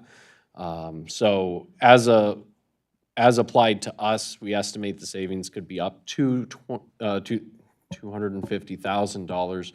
But that would depend on the shakeout of rebates from the expensive drugs, because we'll lose the rebates because we're no longer using them, and then also our actual claim experience. But that was the initial estimate. So a biosimilar report per Blue Cross Pharmacy Division, some of the savings would be offset by the loss of rebates. And then I just listed in here some materials from noteworthy sources about what these drugs can be used to treat. They go through the same approval process with the Food and Drug Administration. What's the benefit of the strategy? What's the potential limitations? So when if we are to adopt this and make this change, we're gonna have to go through a process. So first, we're gonna reach out to the unions, let them know we're making the change. It's not a loss of benefit, it's just a difference in what drugs, so no different than a preferred drug list versus where we want people using the generic if they can. If somebody has a negative reaction to the biosimilars, there's a process for going and requesting to be put back to the other drug. So it's not just a flat no, it's just the priority is to use the biosimilars. Yeah. Similar to the generics. Similar to the generics, The yeah. way that happened years ago, when they introduced generic drugs so that you could go to your doctor first, and generic was the one that they would look at. If that was not suitable to treat you based on your specific situation, then there was an override in a process that you went through the insurance company to get approved for the non-generic formulary. Any questions? This doesn't Right. confuse the doctors, does it? No. Okay. No, I don't think so. Because I think when they determine what the ailment is and the treatment, then they give it to somebody who then goes and checks with the insurance company when they write the prescription to the pharmacy. So hopefully shouldn't be an issue. And our understanding too is if somebody already has a medical authorization for this, that doesn't disappear. That will carry through to the new drug list. It's just now the pharmacy is going to say that particular drug isn't covered. This is the alternative. But we'll provide notice to the unions. We'll send a letter to, Blue Cross will send a letter to all of our employees. And I believe the one for folks that will have an impact because them or someone in their household is on one of the medications will be notified there so that they're aware the next time they go to fill it, the process they'll need to do. So my confusion question was because if you have a generic name, then does the doctor have to look up a different name to prescribe the same type drug that's going to treat the situation? I don't know without getting specific. All I know is I think Blue Cross has had over a 99% smooth transition Oh, with okay. this as they've done them. So there's been very little volatility for the members.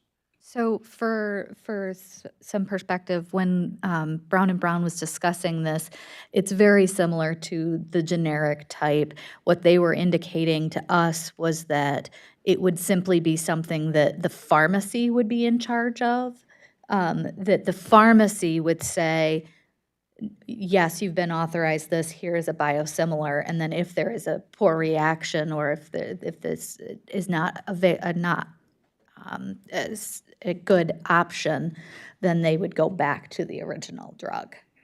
So, but it would not be something that the doctor would have to deal with. It would be on the pharmacy side.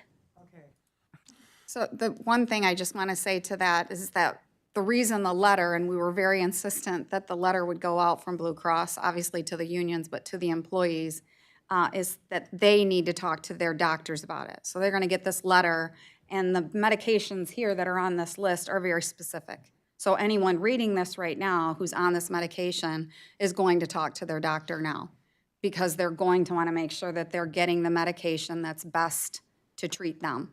and changing scares people. We know that. It did when the generics went through. So they'll meet with their doctors, they'll go over this. The doctors are well aware this is going on. So they'll work with them and they'll know. There are, obviously, I'm not a medical professional, just play one on TV, is that right? Or state it, whatever it is. So they'll know, and they'll know what their patients' situations, other health situations are, and whether or not that drug would be good for them. And then they'll work with the pharmacy and go through that. So there is a good process for it, but it is a transition for employees, and it does scare people. But just recognize this is not new. This is something that's going on Blue Cross wide and other Yeah, new to insurance us. company, new to but the not county, to yes. Blue Cross Blue Shield of Michigan or national. Okay, thank you. It was new to me when I read it last night. Yeah. Brandon had something. Commissioner Haskell. Yeah, so you said that this will equate to savings for us, correct? Correct. Okay, but 250,000, you said? That was the estimate, correct? Over how long? That'd just be in year one. Okay. Yep. Um, And again, rebates might cut into that, but even if it's 100,000 net at the end of the year, I think anytime we have an opportunity to do something like this that is not medically limiting, I think we ought to do it, especially with the cost controls we try to do on the employees' Sure. premiums. Yeah, and I want to go back. I agree with everything you said about needing some sort of federal oversight on prescriptions and some fixing some bigger problems with this. Because at its core, I hate this. I can't tell you how many times I've been into doctor's offices for family members or myself where it feels like insurance companies are inserting themselves on what medicine I can get and what hoops you have to jump through to be able to get to it. Right. So I hate it, but we're kind of stuck in this position where it's getting so damn expensive that we have to look at this kind of thing. And Yeah, I mean, the GLP-1 weight loss drugs are a great example. Through insurance, they were charging us $2,500 per fill. I think over in Ireland and in other countries, it's like $20, $16 for the same drug. So it's not that the cost to manufacture, it's dramatically low elsewhere. It's just patent protection gives a level of strength and pricing structure for pharmaceutical companies in the US, so. yeah, I get it. I mean, I have migraines regularly, have a prescription that was 15 doses a month and it was going to be over $6,000 a month. So it's out of control. Did the migraine come before the medication bill or after? Ironically, what the worst part of it is you go in there like, hey, there's this new medicine, here's a trial. And you go, oh, wow, that worked. Can I get that? We're like, yeah, $6,000. First one's free. Any other questions or comments? So in this proposal here, you said that optimistically, we could save $250,000 a year. However, each time we have someone that's using one of these that can't use them has to go back to the name Right. brand. Yep. Then every time that's reduces that amount. Yep. So if these prove ineffective, we have no savings whatsoever. True, correct, yeah. And that won't be determined until after this first year probably, and After this first year, and this is the type of thing where if we break from the pack, so to say, it makes it easy for Blue Cross to charge us more because they're like, well, you're unique and different from everyone else because you didn't participate in this.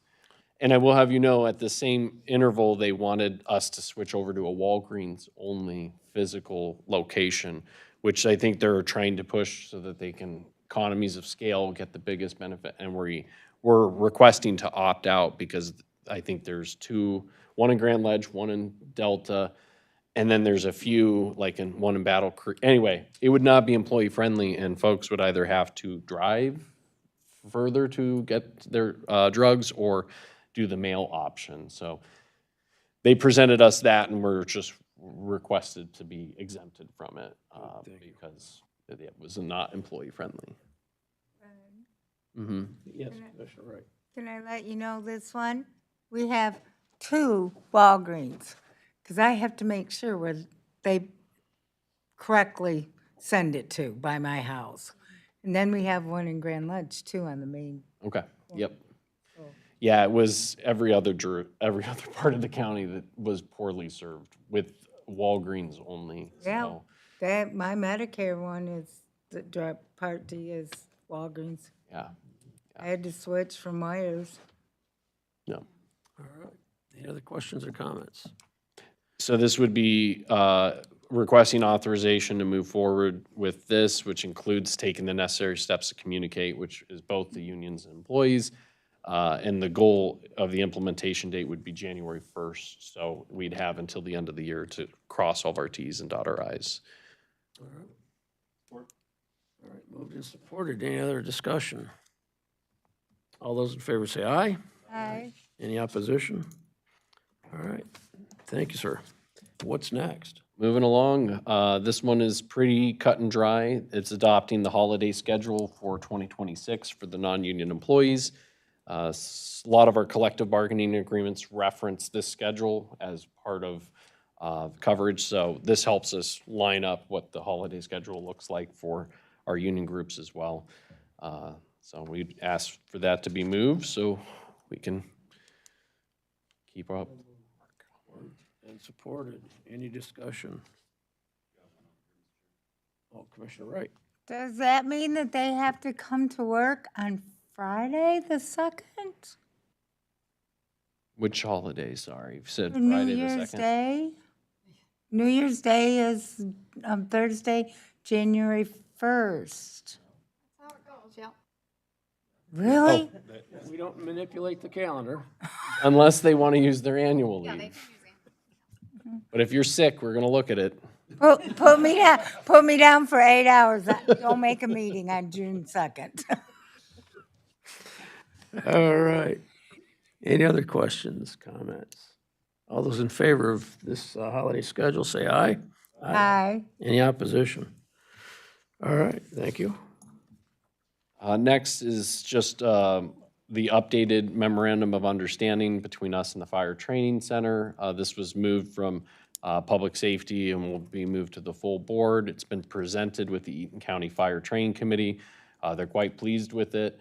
They're taking it to their board to be voted on Thursday after it gets put before our full board. So hopefully both parties will be in a position to sign it by Thursday after the full board. This lays out what we need in terms of reporting requirements, meeting our liability requirements, and then establishing how we'll execute the grant to pay for the Fire Training Committee's building. And then it includes as reference the state of Michigan agreement that we're entering into, because as a party, they're also entering the same thresholds. Yeah, so it's been reviewed by legal, reviewed by both parties. We request moving it for approval to the full board. At what point does our responsibility with this end? I think it's the year after the project's completed, which is much nicer. Originally thought that we would have a longer tail, like 7 years. But speaking with the state of Michigan, this type of a grant, as soon as the money's expended, you fully report it out at the end of that fiscal year. We're done. Okay. Yep. All right, thank you. Any other questions or comments? All right, do I have a motion? I move this to the full board. Okay. Moved and supported. Any other comments or questions? All those in favor say aye. Aye. Any opposition? All right. Moving forward, Ben. Getting close to the end of mine. All right, so next we have reclassification review and authorization at County Clerk's Office. This was authorized during the budget process to move forward with the reclassification request. We are happy to report we've completed that process, including sending the updated job descriptions to our third-party consultant who's reviewed them, and their evaluations came back in line with what we budgeted. So if we act on these changes, they do not require a budget amendment, which is really good, and I think speaks to the expertise that Connie has in terms of understanding the point system and the mechanisms that went into our comp structure, that she was able to help us nail it. I did. So the changes we had discussed was creating elections as an independent division within the clerk's office, moving the current chief deputy county clerk as the election administrator, with all budgetary and managerial responsibilities over that division, as well as the legal and technical liability and et cetera, that goes with running elections, maintaining machines, and answering all of the things that they have to. The election specialist you put to a full-time position, it was prior a half-time. That pay remains unchanged. And then the Chief Deputy Register of Deeds would now be Chief Deputy County Clerk and Register of Deeds, essentially taking over the other administrative roles for the county clerk's divisions. So you see that broken out, includes the letter from the consultant, and then a summary on page 113, which just shows the breakdown of the change. So for the county Chief Deputy County Clerk, Election Coordinator becoming Election Administrator, it's from a 6 to an 8. So that represents at max a $12,854 increase. For the Chief Deputy Register of Deeds to Chief Deputy County Clerk and Register of Deeds, it's from 6 to a 7, which represents a $4,638 difference. And the election specialist, even with the changes in the job description, warranted no change, so that's no cost. Again, we won't require a budget amendment because this is in line with what we anticipated it would be based on the work change. And the overall advantage for us is, As complicated as elections are, they're only getting more complicated. So you have greater accountability and dedication of resources, one, to maintain election integrity, to protect compliance and yourself from potential litigation from frivolous lawsuits or merited lawsuits, because ultimately elections is quickly becoming one of those areas where you want to be above board and in line, which the county always has been, but with the 9 days of early voting and the integration of technology, this structure allows us to do most of that in-house rather than subcontract out some of the work. Like right now, our election administrator does all the software entry for programming the machines in concert with the vendor, but a lot of communities actually have to pay somebody else to do that and perform that function. So it just builds a sustainable structure going forward. any comments or questions on this? Commissioner Barber? Yes, you said that specialist does the computer program. Is that just for, I mean, that's across the whole county, right? So that's saving all the municipalities and all the other townships money where they don't have to contract out somebody to do that for them. It's the clerk's responsibility anyway, to actually put it all together and then send it to the local for them to look at. So I'm not sure that that's something they could even do on their own, but clerk's not Okay. here. Yeah, yeah. Any other questions or comments? All right, we need a motion for this. Yes, and I believe this doesn't have to go to the full board because it was already authorized through the budget process. So you're just signing off on the final financial change and we're off to the races. So to speak. Yeah. I'll move it. Moved and supported. Any other comments or questions? All right, seeing none, all those in favor say aye. Aye. Any opposition? All right. This is my last. Your last item, sir. It is, and I don't have any ones not on paper, so. All right, we got a call yesterday, or got notified yesterday. The command group has ratified the 5 and 3 pay. We had mediation and, you know, we took all the time allotted and then some, but we weren't able to do more. We weren't gonna do different for one group than we could do with another group, and eventually they took it to a membership vote, and so they did ratify it. We included, as part of the mediated discussions, that if they were to ratify it, we would include back pay to October 1st. Honestly, if we had gotten it probably 5 hours earlier, we might have been able to have just folded it into payroll, but it just timing-wise, so. It's the 5 and 3 that everyone else has gotten, with the back pay provision to October 1st. So ask that that be moved to the full board for consideration. I'll move it. Support. Moved and supported. Any discussion, questions? All right, all those in favor say aye. Aye. Any opposition? All right. Thus concludes my report. Thanks, everybody. All right, I would suggest that at this point, we take a 10-minute recess. And we will come back here at 11:05.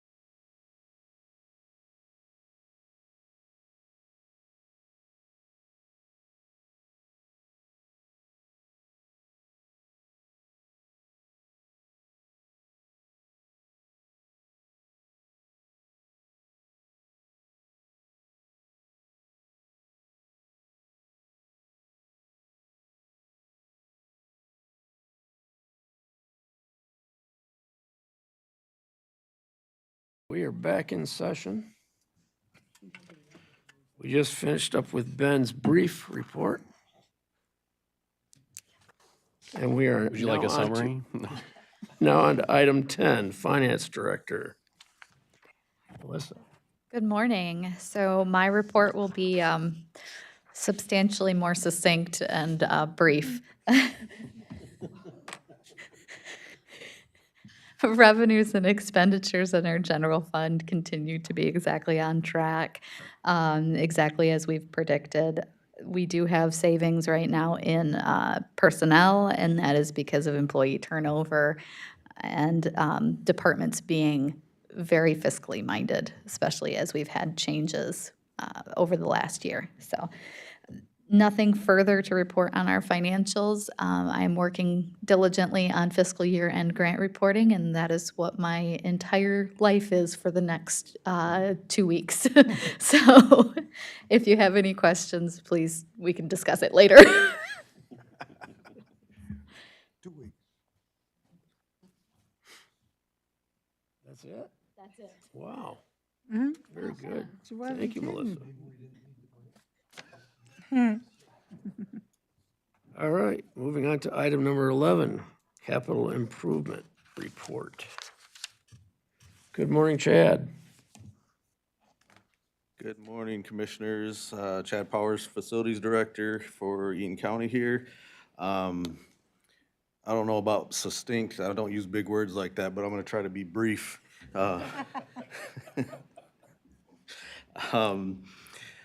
So we are closing out our 25 internal projects as well as some of our contracted projects and getting started with 26 items. I too will have a couple of projects I'll ask to roll over. As Eric mentioned, there's just a couple things that we didn't get to last year for various reasons, and some of them which he mentioned, just some of the uncertainty, we were kind of in a holding pattern. So you'll see more on that in the coming months. Been working with the Controller's Office, negotiating 2 leases, terms of lease for, one is for the USDA offices in the 551 building. That's about 3,500 square feet of office space. It also houses the Conservation District. And then the second one would be the DHHS, State of Michigan lease. And they occupy about 18,500 square feet, and they have their own building just across the street, obviously. We found that the lease with the state was considerably, significantly lower than market value, so we looking to correct that. And in the 23rd of September, we proposed our offer to them and then met with them and proposed our offer. I think we're in good shape there. And then just earlier this week, we sent our proposal to the feds. Obviously, they're a little preoccupied with some other things. So, finally, you'll see in the packet my upgrade or amended project priority list for the bond funding. I mentioned last month in my report that we had a false fire alarm here at the courthouse. Just last week, we had a false fire alarm at the jail, and with the one last month, I sat down with our service provider, Siemens, and went through and decided that we needed to, I said, what's our critical infrastructure needs that to prevent this from happening so we don't have a critical failure. And we decided that to update the obsolete items and components in the jail would be the next best course of action. So that's what I've added to that priority list. It was on the capital improvement plan. I just didn't have it on that soon, but I'd like to get that tackled right away. And Siemens, we are under contract for 3 years with Siemens. That ends in 27. They're our provider. So that would fall under their privy. We wouldn't go out for bid for that because of that contract. So it would be a sole sourced contract with Siemens to do those upgrades. Once that terms of that contract, service contract expire, then we would evaluate other options then. But that's all I have for my report, and glad to answer any questions. Any questions for Chad? Mr. Haskell? For the fire systems, I'm assuming that those all have to be able to be within like the same technology or maybe even brand Yeah. to communicate. So there's not, if we're stuck with Siemens now, there's probably a good chance that we're going to have to continue to use them even after the next contract, right? Unfortunately, yes. I mean, there are options, but we're married to them with the system that we have. But that's part of my role, is to make sure that we're getting the best deal as well. So Yeah. we negotiate. If I feel like they're getting out of line, then we have a sit down, and but generally they want our business, so they don't want us to leave. So they're in line, and I can do market analysis if it's Needed. terribly out of hand. So. Well, you and I have talked a lot about that in the past, and I trust you, so thank you. Any other questions?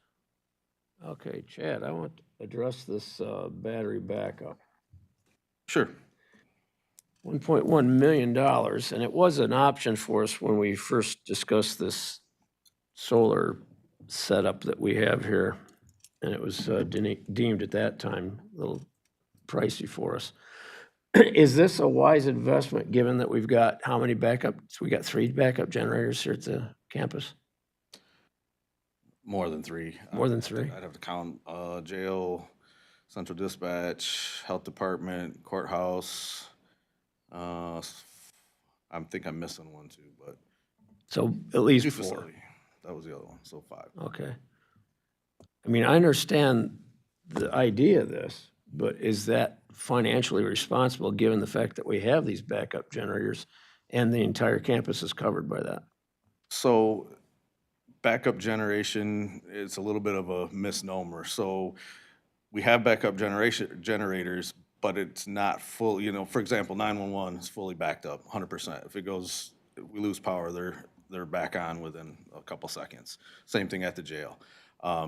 There's 2 at the jail, so there's my other one, 6. Now, I have it in here as battery backup, but I'm not opposed. So the courthouse does not have full backup. When we lose power, we send people home, right?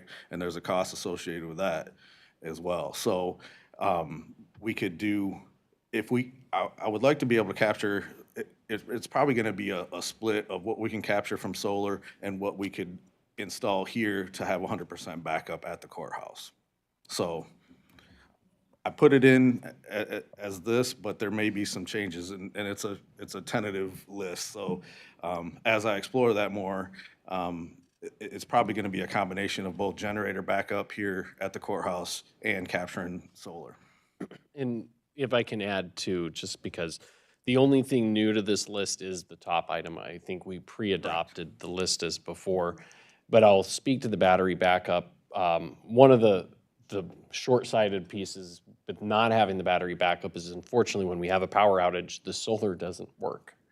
Right. Because it needs to have a tie-in in order to function. So whenever we've had these outages, we're also losing the capacity of the solar array for the courthouse.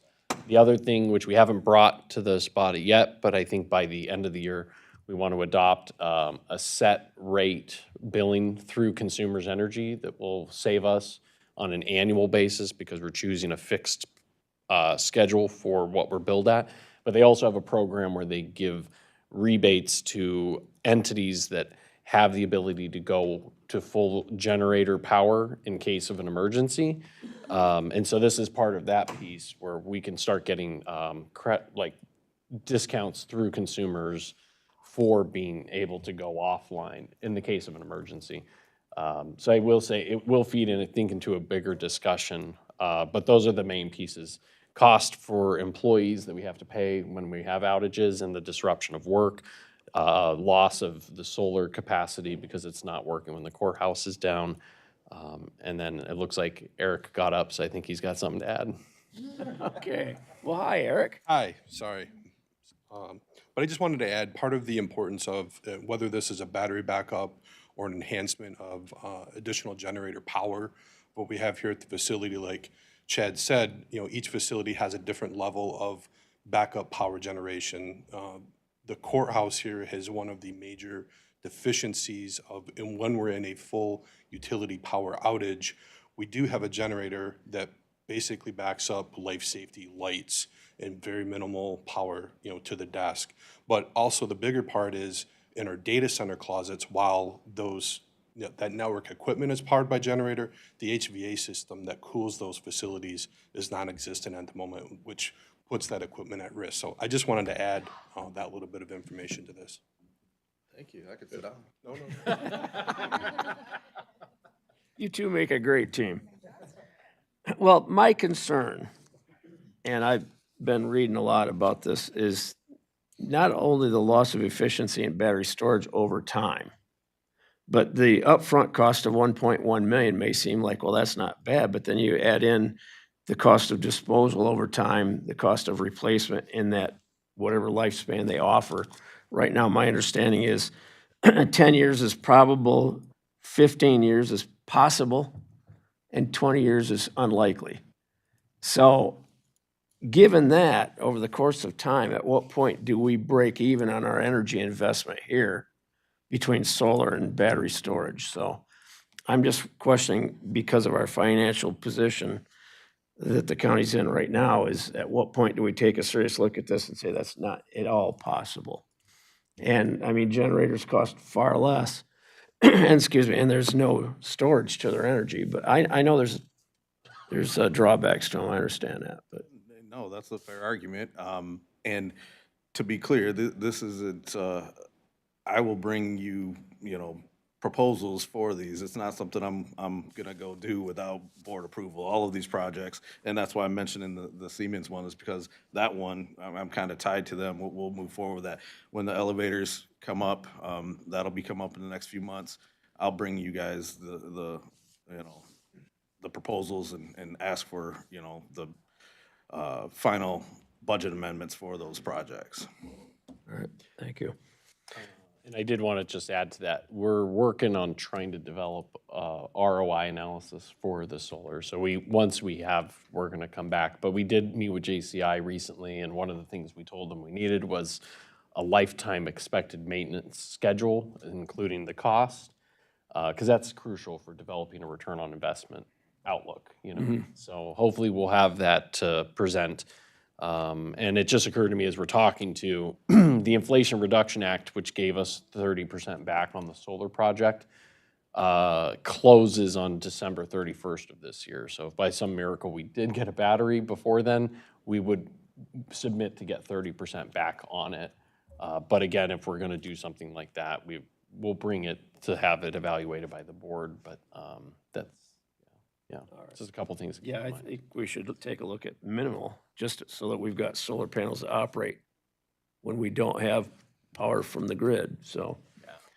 And lastly, Chad, and I know I'm putting you on the spot here, but I saw in that proposal from the city of Charlotte, more charging stations for vehicles. Are ours here at the courthouse campus, are they fully utilized? Yes. I don't think Nathan's here, but I would defer. He I was going to say Nathan would be your guy. He's the guru on those. But yes, so we have 8 of them, and Eric's gonna. Yeah, your shadow's coming up. I told you I should have just sat down. No, you're good. I'll briefly answer that, to be fully utilized, to be determined what that means, but they are being used on a daily basis. We don't currently have vehicles in our fleet here at the county that utilize that technology, but constituents and public are definitely using those on a daily basis. All right, thank you. And we're charging for that service at this point, correct? That's correct. We are currently charging for time outside of the time that we are generating our own solar project, our own solar energy. So it's only from, I believe, 6 p.m. at night until morning, because that's when we are actually using power from the grid. Okay. All right, so they utilize grid energy plus the solar then. Okay, well, that's another consideration if we go to battery storage. I will bring you an update next month on the EV usage. All right, thank you. Commissioner Wright. You mentioned the square foot over there at DHHS office. Yeah. How long is that lease for? Help me out, Ben. Okay, well, the lease that we're proposing is a 3-year with us coming together doing a feasibility study for space requirements because of spacing needs over here. If they're able to do the same with less space, we'd like to take some of that out and use it for county operations, for example, without necessarily having to end the lease with MDHHS. So they're evaluating that part of the proposal.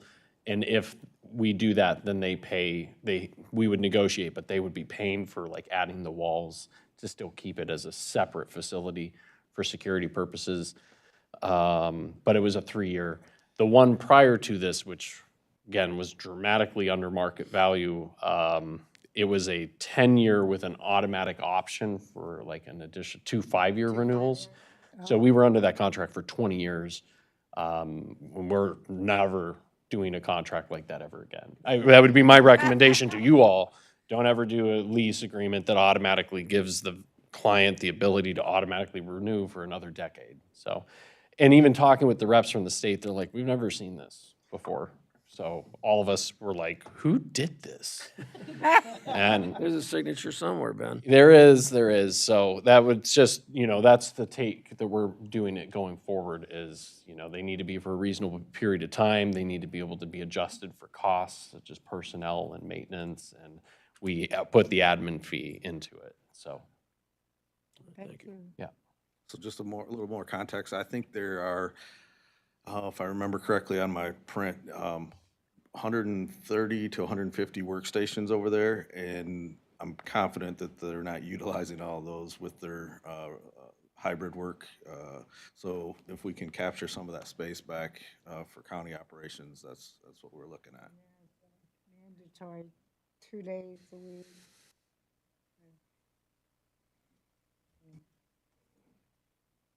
All right. Anything else, Chad? Any other comment? Oh, Commissioner Holmes. Yeah, on the cost, dollar numbers and stuff for the battery backup or generators, could we get the cost, you're talking about when this building closes down, the wages, salary, whatever, could you put a dollar amount that approximate that goes in the mix so we can see that whole thing as far as which way to go? Yep, we can definitely work with that so you can Okay. do the math, Yep. Anyone else? We do need a motion to update the priority list. Moved and supported. Any further discussion? Okay, all those in favor say aye. Aye. Any opposition? Okay, Thank you. thank you, Chad. On to item 12, budget amendments. We removed that from the Oh, we did. agenda Okay, on the back page. I just have to flip it over. I know. Okay, item 13 then, policy updates. Just wanted to, with everything going at the state level, and obviously the legislature's main goal has been getting a budget, and they barely just got that, so, but we have still been having the policy discussions with our state rep about drains. So we received a request for feedback on procurement and bidding processes and stuff. So we were able to provide Eaton County's perspective if they were to amend the drain code, ways they could do that to help increase transparency and also add like cost control measures where you could have the work independently verified by a third party, which is a structure that's used like in Kentucky for infrastructure projects. So we were able to provide our feedback as a drain user. So I don't know where those will end up, but they're still continuing the discussion about reforming the drain code, which we're supportive of.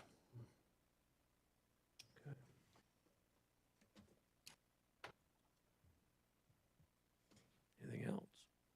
That's it for policy updates, all right. On to item 14, committee appointments update. So we have two appointments that were for the land bank. We have one individual who is interested on staying on the land bank and another one that is not, and we are advertising that vacancy. The Historical Commission has 4 that are expiring, and all are asking to seek reappointment. We plan to bring this back to the committee in November so we can do all of them together. It's a better way for us to track when the appointments occur, so we know what's going on. But so we'll bring more to you in November. So we have nothing, no action on this? No. All right, thank you. On to item 15, miscellaneous. On miscellaneous, at Public Safety, it was recommended and requested by the Sheriff's Office and recommended by Public Safety to amend the notary fee for firearm purchase permits from $2.50 to $5. The original request the undersheriff had, and he is here, had spoke about was to look at $2.50 to $5 or $10, and it was moved out of Public Safety at $5. So we just need to move that on to the full board. Moved and supported. Any discussion? All right. I think we determined in public safety this would not be a windfall to No. the county, but No, but it makes, yeah. it makes the amount of work that the clerks, the records clerks do, you know, mean something more than just $2.50, because it is a lot more work for them than what people want to think, right? Okay. Moving this forward. So we have a moved and supported. Do we have any more discussion? All those in favor say aye. Aye. Any opposition? All righty. On to item 16, bills. Move to pay, there we go. Moved and supported. Any discussion on the bills? All right, all those in favor say aye. Aye. Opposition? And lastly, not quite lastly, we're at limited public comment. You have 3 minutes if you'd like to come to the podium, state your name, and tell us what's on your mind.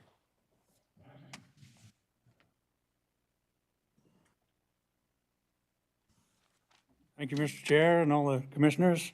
I've been here several times before on record to speak for the families in Eaton County about these assessments issued by the Eaton County Drain Commissioner. We feel that the process used to initiate drains is antiquated and unfair. These large assessments of $20,000, $40,000, and $60,000 for certain families, and in one case, I found even $200,000 one farmer owes for a drain assessment. They're causing a great deal of stress for already struggling taxpayers. These assessments are negatively affecting younger homeowners raising their children and trying to keep up on their monthly expenses, as well as senior citizens, myself and older, who are on a fixed income and trying to stay in their homes. As commissioners seem to, well, I wrote this letter beforehand. I didn't know the issue of drains was going to come up, and I apologize for that part. But I wrote, as the commissioners seem passive about this issue, I want the families to know that I will continue to call our Michigan representatives and try to create more attention to this matter. And I apologize for the part about commissioners being passive. Up until now, I've only had a couple come to me and say that they were even interested or felt anything for these families who are dealing with this. About a week ago, in Walmart, somebody recognized me, and it was a young mom raising 2 teens, and she lives in Delta Township. She said that she had seen me on these videos, and she just wanted to bring attention to her situation. She's a single mom raising 2 teens, just barely staying in her house, being able to stay in her house and keep up with bills. And she got a $30,000 $30,000 drain assessment. She doesn't know if that's gonna put her out of her house or what. She's just frustrated, like the rest of us. And this is too much money. These drains never should have been built. Shame on everybody involved. These drains never should have been built. They never should have been initiated until federal or state funds were in place for them. This is too much to put on one family. Too much. It's uncalled for, and it needs to be looked at, and it needs to be, not only the code needs change, I think there needs to be some relief for these families somehow. And that's all I got. And I'm going to continue to call state representatives all across the state. I don't care. I'm generating more interest in from representatives that are 100 miles from here than I am from officials in this courthouse. That's a shame. It's a shame. Thank you for your time. Thank you. Anyone else? Our treasurer's not here anymore. I'd ask him to stand up and give us some information, but anyway, okay, he's not here. So, no more limited comment. At this point, we are adjourned. Thank you, everyone.